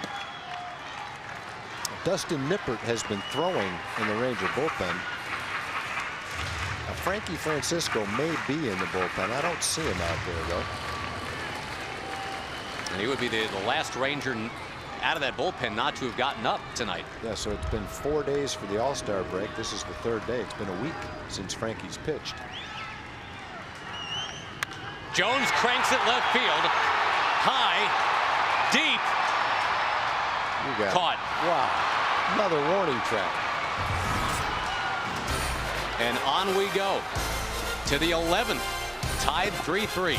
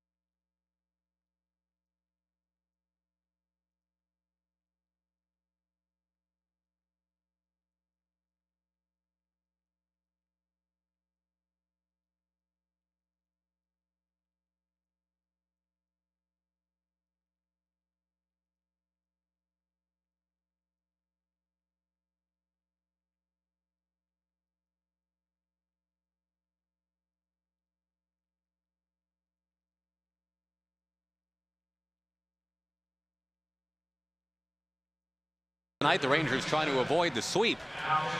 Minnesota having won on Friday night, and then last night 4-1. Dustin Nippert becomes the latest Ranger to come out of the bullpen, and as you said earlier, Tag, the bullpen has emerged as the storyline tonight. 6 innings of 1 hit, no-run baseball against a hot-hitting Minnesota team. Yeah, and the situation with Frankie Francisco is he's not in the bullpen. He's sick. That's why he's not available tonight. I think in this situation, even though it's a tie game, not a save situation, that Ron probably would have gotten Frankie at least an inning of work. But that's not going to happen tonight because he's sick. Well, and you just say thank goodness for the extra arms out there. The Minnesota Twins have a 6-man bullpen. The Rangers have an 8-man bullpen. Or a 7-man bullpen. Sorry about that. They had a 6-man bullpen, and I think they went to a 7. Our old friend R.A. Dickey is kind of a swing guy. Can start or Starter relieve. or reliever. Yeah, I think he's in the bullpen right now. Well, Nippert opens up against Brendan Harris, Delman Young, and Carlos Gomez to follow. Got to give some credit to the Minnesota bullpen, too. Bobby Keppel, Jose Majares,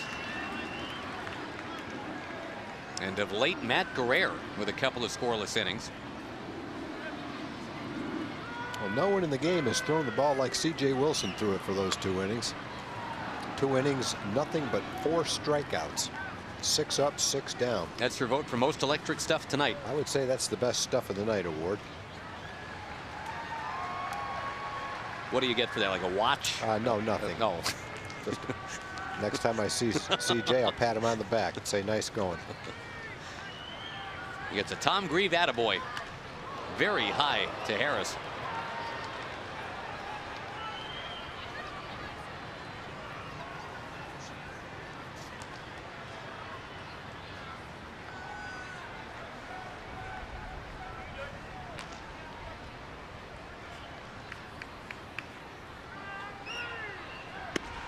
Nippert buckles Harris back.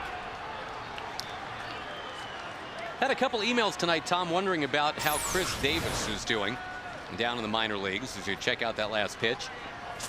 And the short answer is very, very good. He had a double and a homer yesterday. That ball lofted to right. And Davis started today hitting .405 at AAA. Do you get a sense one way or another what the Rangers are looking to do with getting Chris Davis back? No, I think they want Chris to be comfortable there, keep swinging the bat well, and whether the call-up comes soon, whether it comes in September, whenever it is, that time will come. But I haven't heard of any announced timetable or anything like that. Let's just say that the longer Chris continues to hit like this, the better everything looks for everybody. Inside to Delman Young. Right now, Hank's been playing first base well. Been swinging the bat well in July.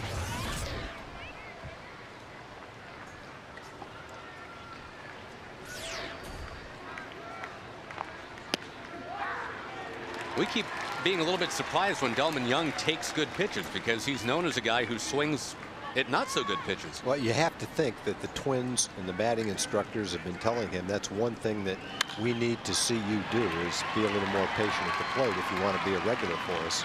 There's just the second hit off the bullpen tonight. Delman Young, who's now been on base 3 times. And Jason Kubel's going to come up to hit for Gomez now. Got a lefty bat instead of a righty. The Twins will try a pinch hitter.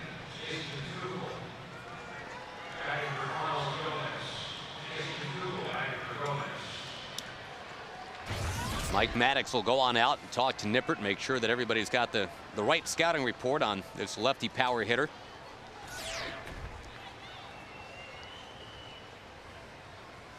Kubel's the guy who missed an entire year not too long ago, 2005, recovering from leg surgery.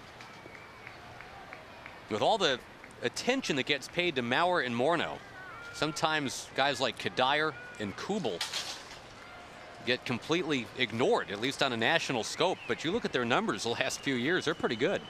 Yeah, Kadire's had a year where he's knocked in 100 runs.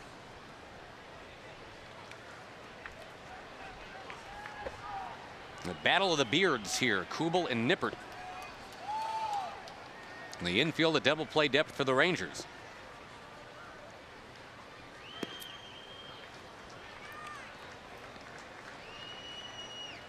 It'll be Blaylock, Bird, and Murphy for Texas in the bottom of this 11th inning. Hoping to get there tied 3-3.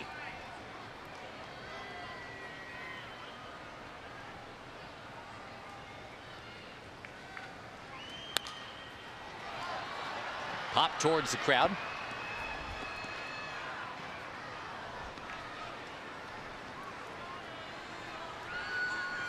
Good tickets still remaining for the game tomorrow night against the Red Sox. 972 Rangers, the number to call, or you can go online at TexasRangers.com. See the former Atlanta Braves teammates Kevin Millwood and John Smoltz match up against each other. 7:05 first pitch tomorrow night.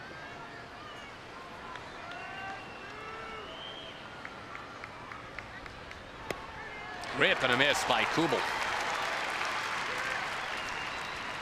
You subscribe to that theory, Tag? If you got a pinch hitter up there, throw him some fastballs because you just hadn't seen live pitching in a while. Yeah, I think, it depends on your fastball, depends on the hitter, but I think, if you wanted to use a generality, I think that might be true. Nippert threw Kubel a changeup on the first pitch, but there's so many variables. Who the hitter is he a good fastball hitter? What kind of fastball do you have? What's the location of it? A lot of factors go into it. Not an easy thing to do consistently. And the guys that were lauded for it in the past, guys like Manny Mota and Lee Lacy, later Dave Hansen and Lenny Harris, all of whom played at one time or another for the Dodgers, which is kind of weird, but it's definitely a skill. Come in cold and get that hit. Ooh, Nippert just missing.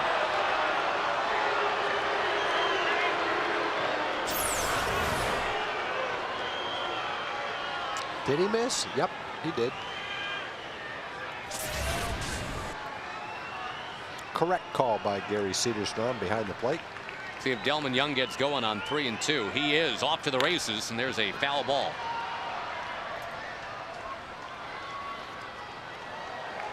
That term pinch hitting, apparently pinch was used back around the 1900 or 1905 or thereabouts, like the word clutch is used today. A clutch situation was referred to as in a pinch. Substitute batters came up usually in a pinch, and thus pinch hitter coined for this usage.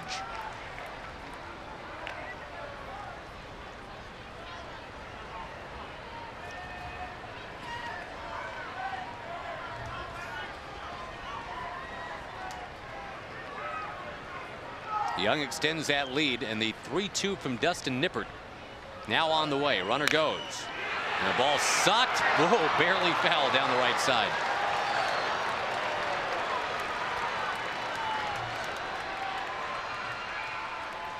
How are you with pinch hitting, by the way? Is it something you look Not forward very to? good. Or? No. Nope. I was not very comfortable doing that. How much lead time would you usually get? Well, the more lead time you got, the better. If you anticipate, and sometimes the hitters, the guys that have potential to pinch hit in a game, take it upon themselves. They might run in the tunnel. They might go back in the clubhouse and swing a bat so that you're not just sitting on the bench and all of a sudden you get the call and have to go up, and the first swing you take is in the on-deck circle trying to get ready.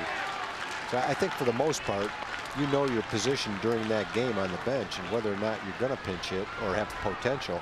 So you do what you have to do throughout the game to be mentally and physically prepared for it.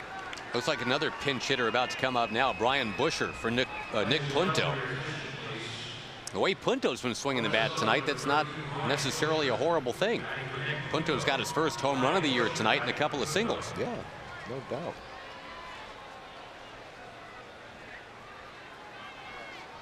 Brian Busher was a minor league Rule 5 draft pick, meaning he was unworthy of being protected among the San Francisco Giants' top 78 roster spots several years ago. It cost the Twins $12,000 to take a flyer on him. Major League Rule 5 players dot the landscape fairly significantly. Of course, Josh Hamilton, Johan Santana, Dan Uggla. But it's pretty rare that the minor league Rule 5 guys break through.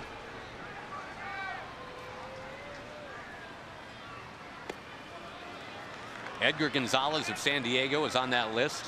Aaron Miles a few years ago. And Brian Busher, pretty nice pickup for Minnesota.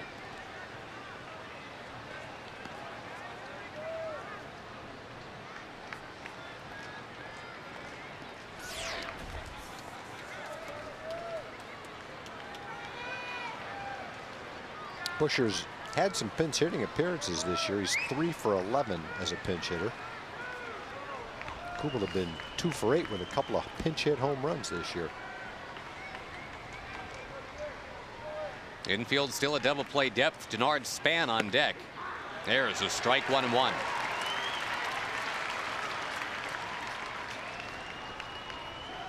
Busher hit .316 against righties last year, but only .205 against lefties, which is why he did not really emerge as an everyday possibility for them.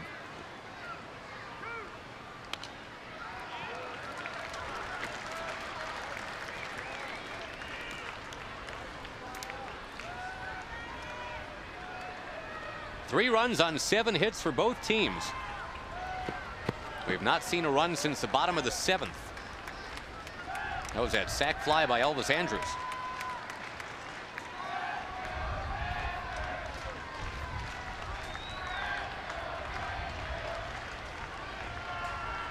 Dustin Nippert deals.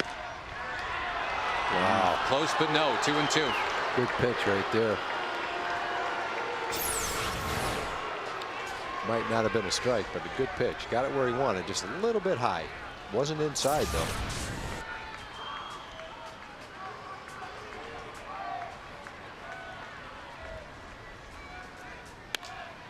Little pop-up, shallow left. Elvis Andrus is back to make that catch. Only 2 hits allowed by the Ranger bullpen. And they've been pressed into service since the 5th. And he made pretty much the same pitch. The fastball in, tied him up, jammed him, and Busher had the little pop-up to shortstop. One more out to go to get out of this inning, get out of the jam. It's been a 22-pitch inning for Dustin. Again, tomorrow we'll see a different Dustin. Dustin Pedroia and the Red Sox come to town. 7:05 game tomorrow. Dustin pitched 2/3 of an inning in yesterday's game as well. Jason Jennings pitched an inning in 2/3 yesterday. Jason Grilli pitched 2/3 of an inning. And right now, Jennings and Grilli are the last 2 guys in the bullpen. That's why no one's warming up right now.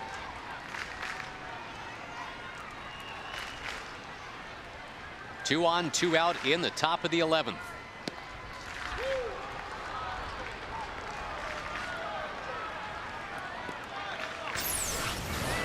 Let's see this last one. A big curveball. Wow. It looks inside where Salty catches it, but where it went past the plate was in the rectangle, according to Pitch Tracker.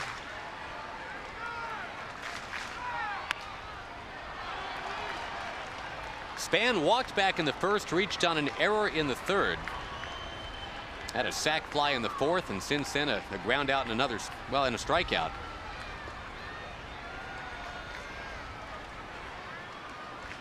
Now, the Rangers have held Mauer and Morneau hitless in this game. That's usually a great sign.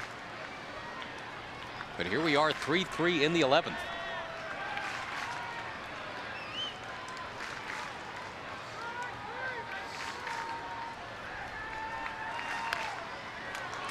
Pretty good rip for the leadoff man right there. Span does have 5 homers.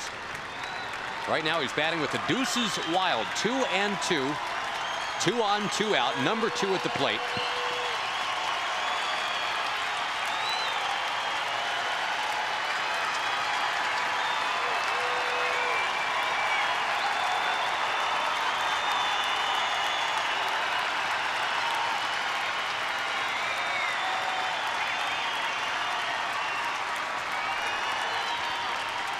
Nippert at the belt.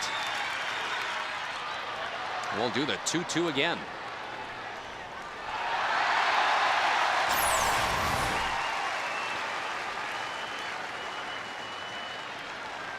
And the last 2 pitches, number 4 and number 5, have been the same 2 pitches that he threw to Busher. Got Busher to hit the little pop-up to shortstop. And had Span put those balls in play, it would have been something similar. They were reaching on the hands, jamming. So very good location in the last 2 pitches. Right where he was trying to throw it. Here comes Nippert again. He got him!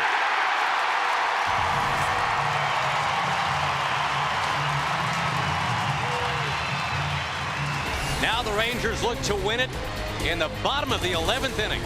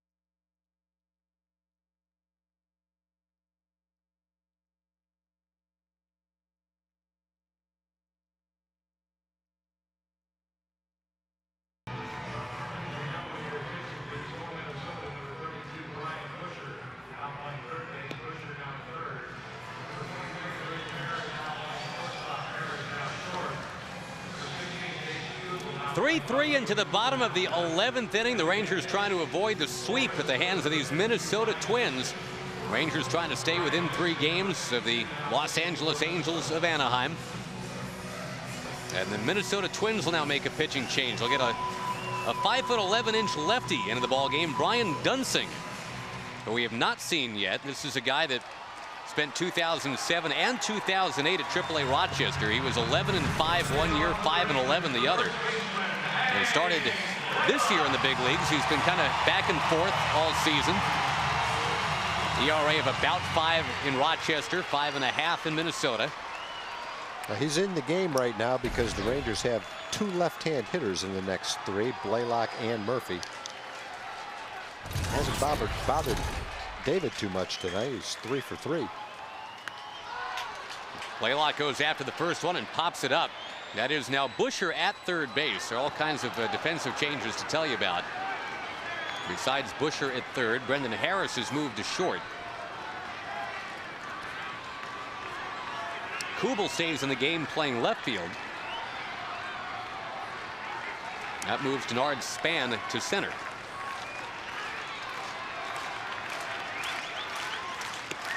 Rip and a miss by Blaylock.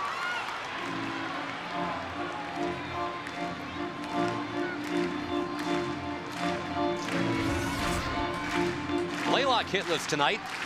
He had the misfortune of hitting into that weird double play in the 6th inning. The one that almost scored by Nick Punto. Looked like it hit him in the forehead. They recovered, and the Rangers were fizzling in that 6th inning.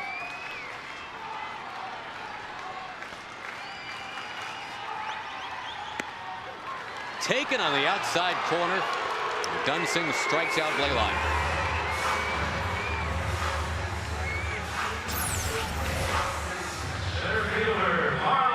Tough pitch for a left-hand hitter to hit, especially when it's, according to the tracker anyway, a little bit outside. Not really a strike. Couldn't even reach it. Now the part of the order that has been most successful tonight, starting with Marlon Byrd. Marlon, 2 hits, 2 runs scored tonight. Busher guards that line at third.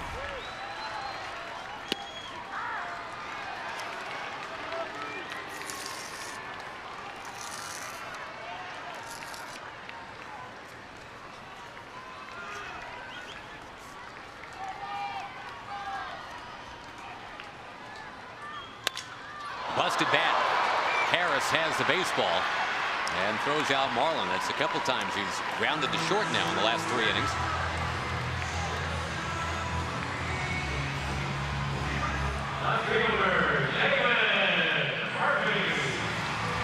So now David Murphy, who again was not even supposed to be playing tonight. But Nelly Cruz with that sore ring finger was held out of the lineup, and David Murphy is yet to be retired tonight. 3 hits and a walk. The fans would love to see a walk-off right about now. They're ready for this game to end with a Ranger win.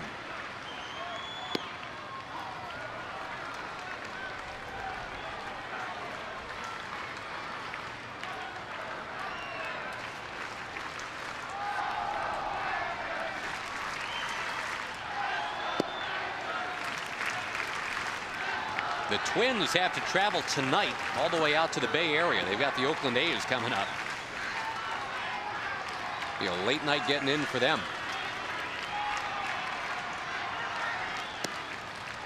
Well, Murphy continues to take up there. Second time tonight he's had a 3-0 count.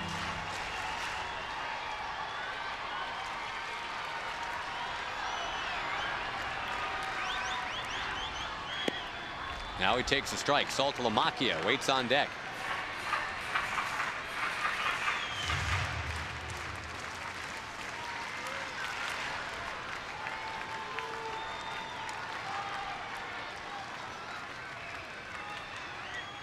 Murphy takes again. It's 3-2.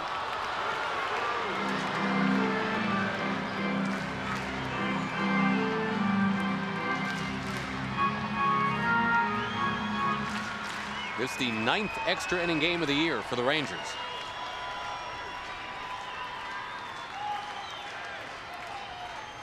Three-2 pitch. Flicked foul. Just staying alive. Only once this year have the Rangers gone to the 12th inning. That was that 9-8 win in Arizona. And the first ever save for Jason Jennings in that one.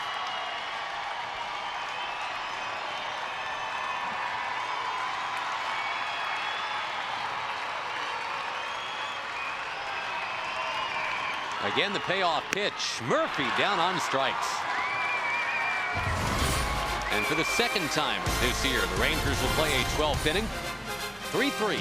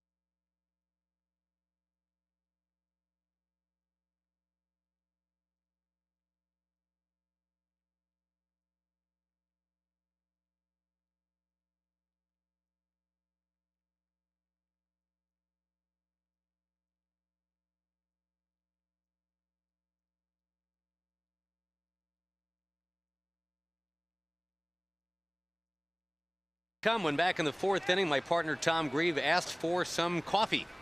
We toddle on to the 12th inning in a 3-3 game. The Twins have stranded 10. The Rangers have stranded 7. And Dustin Nippert continues on the mound. He had to really work to get out of it in the 11th.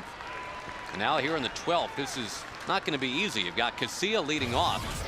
That sets up Mauer and Morneau. Those are the 2 big bats for Minnesota. It's kind of a fortunate situation for the Rangers that Dustin has started this year in his rehab starts and a couple of starts in the big leagues. You can stretch him out and he can give you some pitches tonight. Line shot, that's foul.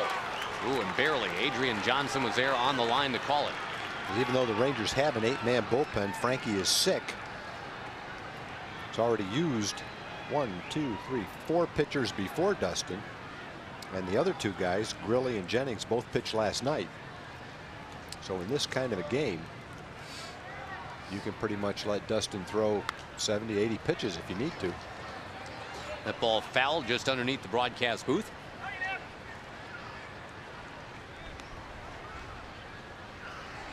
Again, the Angels a winner today in 10 innings. John Lackey went 9 innings, allowed 3 hits.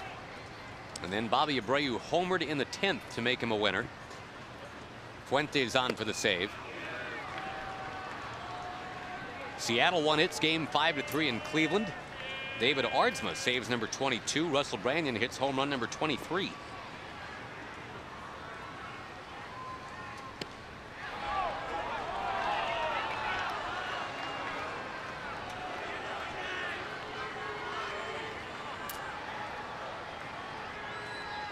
Casilla's worked it full. Mauer waits on deck. And Casilla turns on one. That is into the corner. Long run. It is. Is it fair or foul? It is barely foul. Whoa. My goodness. You can't come any closer than that. And the irony is it's Andrew Jones looking at it. He's the guy that hit one down the other line earlier. Well, Nick Punto hit his first home run tonight. Casilla almost did the same thing. I think it was Casilla that hit a home run off Scott Feldman in Minnesota last year. A 3-run shot right down the line like that. You're right. Ooh, fortunately, that one hooked away from the little wedgie down there. Ah, the little wedgie. Nicknamed by Norm Hitzges, if I remember right. Now to center field. Casilla socks another one.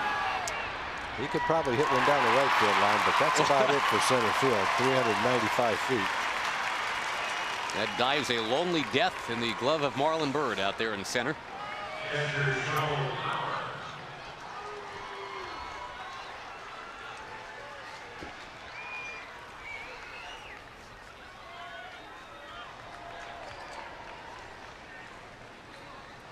Now the Rangers have absolutely done a great job with Joe Mauer in this series. He's only got one hit. That scares you a little bit because it is tough to keep a good man down. Boy, Nippert dealing 92 miles an hour on the corner.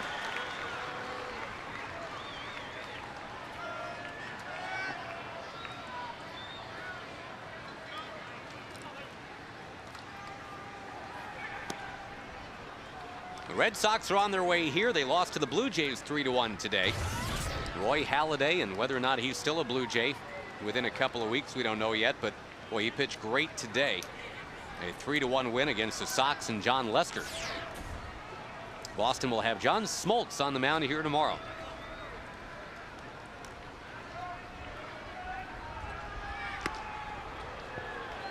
The Yankees outlasted the Tigers 2-1. That's a sweep for the Yankees, a low-scoring series at New Yankee Stadium. Job of Chamberlain over Edwin Jackson. Only 9 hits total in that game. 2 of them were Yankee home runs.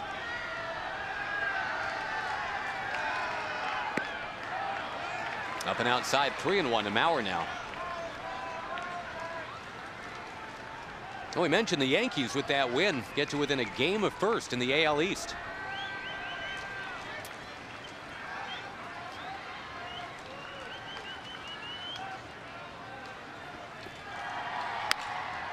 Mauer and Kinsler way back there to get it. This is the first time that Mauer's ever had an 0-for-6 game at the big league level, probably in his life, I would guess.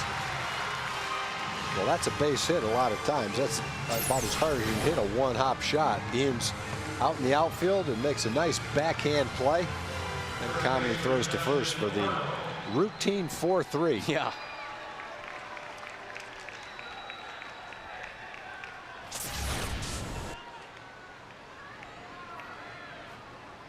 Now Morneau, who's had a couple of walks in the game. And again, Nippert just places it right near the corner for a strike.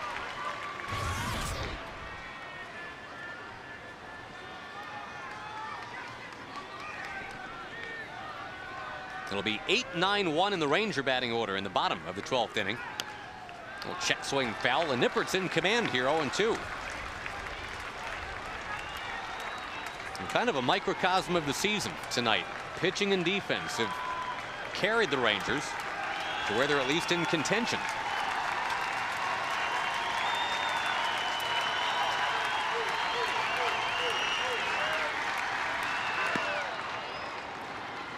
.94 but up from Nippert.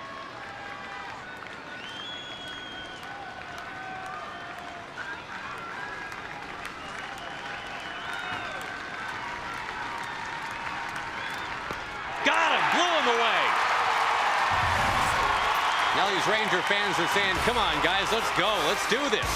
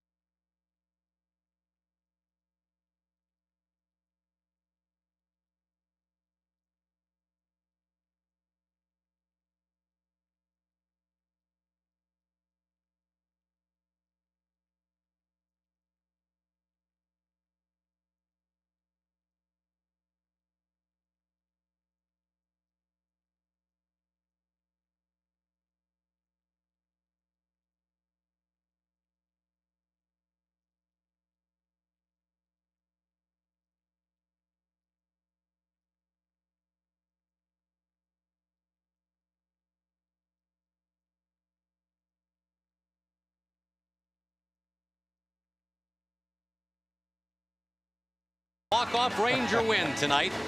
That's thanks to the work of the Ranger bullpen. 8 innings of 2-hit shutout baseball from what used to be a real sore spot around these parts, the bullpen. It has been dynamite all year. It's been great tonight. These fans have a shot now to see the Rangers win it, walk-off style, bottom 12. Jared Saltalamacchia has been asked to bunt a couple times tonight. He did that beautifully.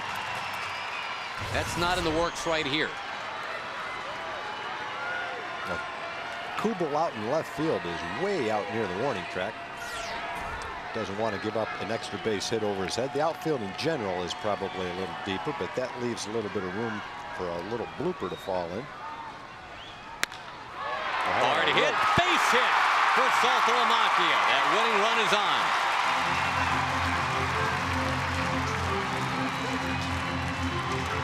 Now do you ask Elvis Andrus to bunt? I would think so, but we'll find out.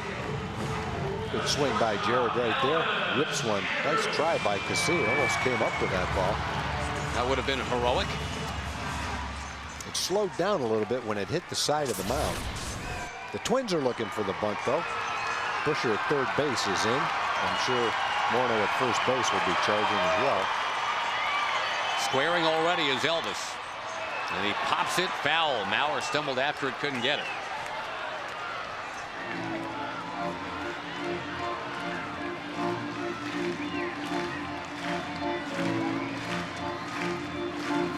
Wasn't too long ago we saw somebody in Seattle. In fact, it was their catcher, Rob Johnson, asked to drop down a bunt. It didn't work out.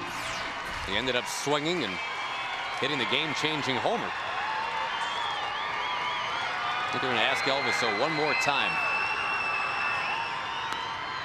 And it's up the first base line. Elvis is tagged going by. And the sacrifice, his 6th of the year to lead the team. That's one where Morneau couldn't wait to see if that was going to go foul, because if it stayed fair, it would have been 2 men on and a base hit.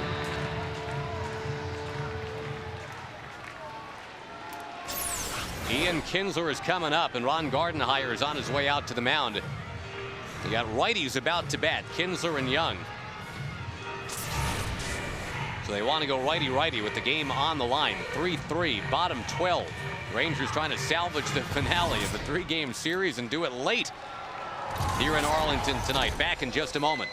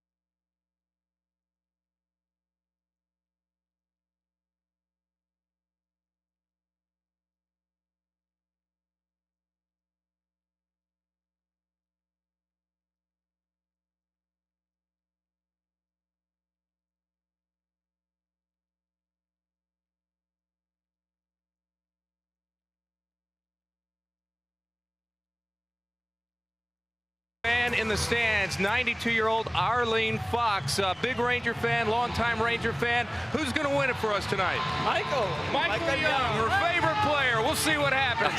First, let's get through Ian. Maybe Ian can do it. There would be some poetry to that Michael Young pick. We've talked about it all night tonight. It's the 9-year anniversary of when the Rangers acquired Michael Young. But now it's, well, before it gets to Michael, it is Ian Kinsler's turn indeed. And with Saltalamacchia is the winning run at second base. It is Kinsler with a chance to come through.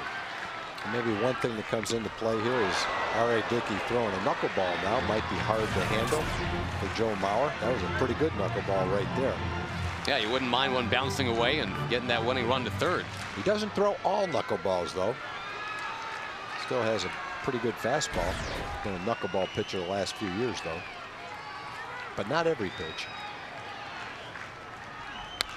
Kinsler curls one to the right side.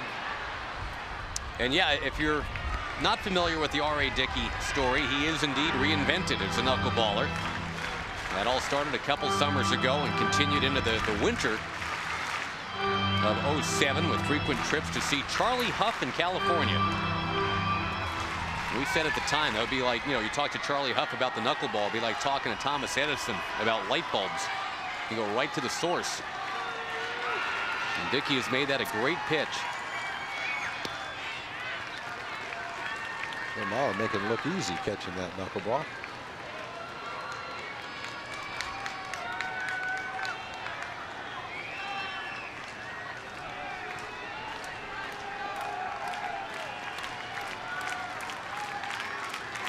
Robert Allen Dickey brings it.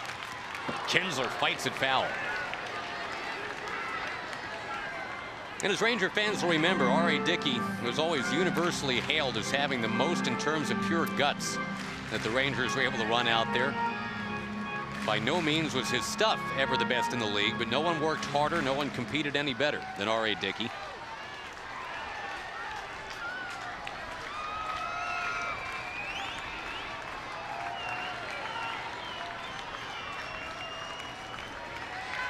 Staring down Kinsler, who loops it into the crowd.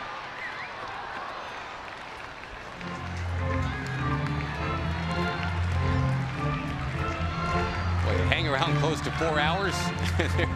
There's a little payoff right there, right near Jim Knox too. Take it over from the net man. Catch and release.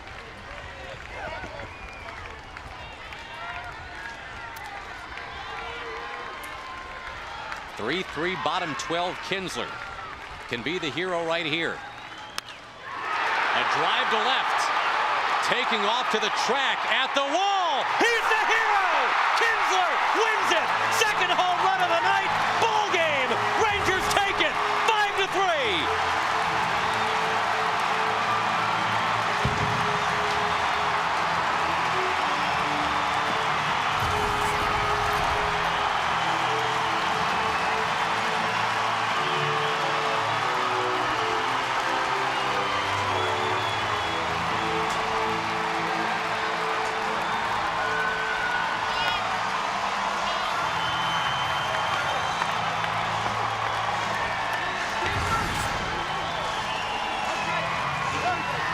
He has been mired in what's been described as the mother of all slumps. He has had only one multiple hit game in 3 weeks. Well, he gets one tonight, and it's a pair of home runs. Bookend home runs. He started the night with one of them. He ended the night with one of them. Well, the way the ball has been traveling tonight, which it really hasn't seemed to carry that well. The Rangers hit about 5 balls to the warning track, and as soon as he didn't hit that, you go, oh no, here we go, another one to the warning track. But he got enough of that one. Andrew Jones is sure. Ron Washington wasn't too sure. He was hopeful. And Josh, earlier in the game, you were hoping for that celebration around home plate, so we're going to get another look at it right here. Yep, flip off the helmet and jump on the pile. What a job by the bullpen. 8 innings of shutout ball. Dustin Nippert will get the win. He pitched 2 innings. Doug Mathis pitched a couple of innings. CJ pitched a couple of innings. O'Day, Eddie, an inning apiece. And Ian Kinsler is standing by with our Jim Knox. We'll send it right downstairs. Thank you, Josh. Ian, you started off the game with a home run, ended it with a huge home run. Did you know it was out as soon as you hit it? No, I knew it had a chance, and I was just hoping for a little guts to win to get it over the fence. Extra inning baseball. Talk about how big this victory was, considering how you guys started the second half of the season. Yeah, you know, they took 2, 3 from us in the series, and they're a good team, but we need to get that one win with Boston coming into town and get a little momentum. Now talk about the job your bullpen did tonight. 8 shutout innings. They did an unbelievable job keeping us in the game. You know, anytime this offense can kind of explode and score some runs, and I think they know that, just keep us in the game and we'll get some wins. All righty, and congratulations on the huge night. Josh? Thank you very much, Jim, and I think Ranger fans universally will say thank you, Ian. That was a big win, maybe a necessary win for the Texas Rangers. 5-3 in 12, and Rangers Live coming your way in just a moment.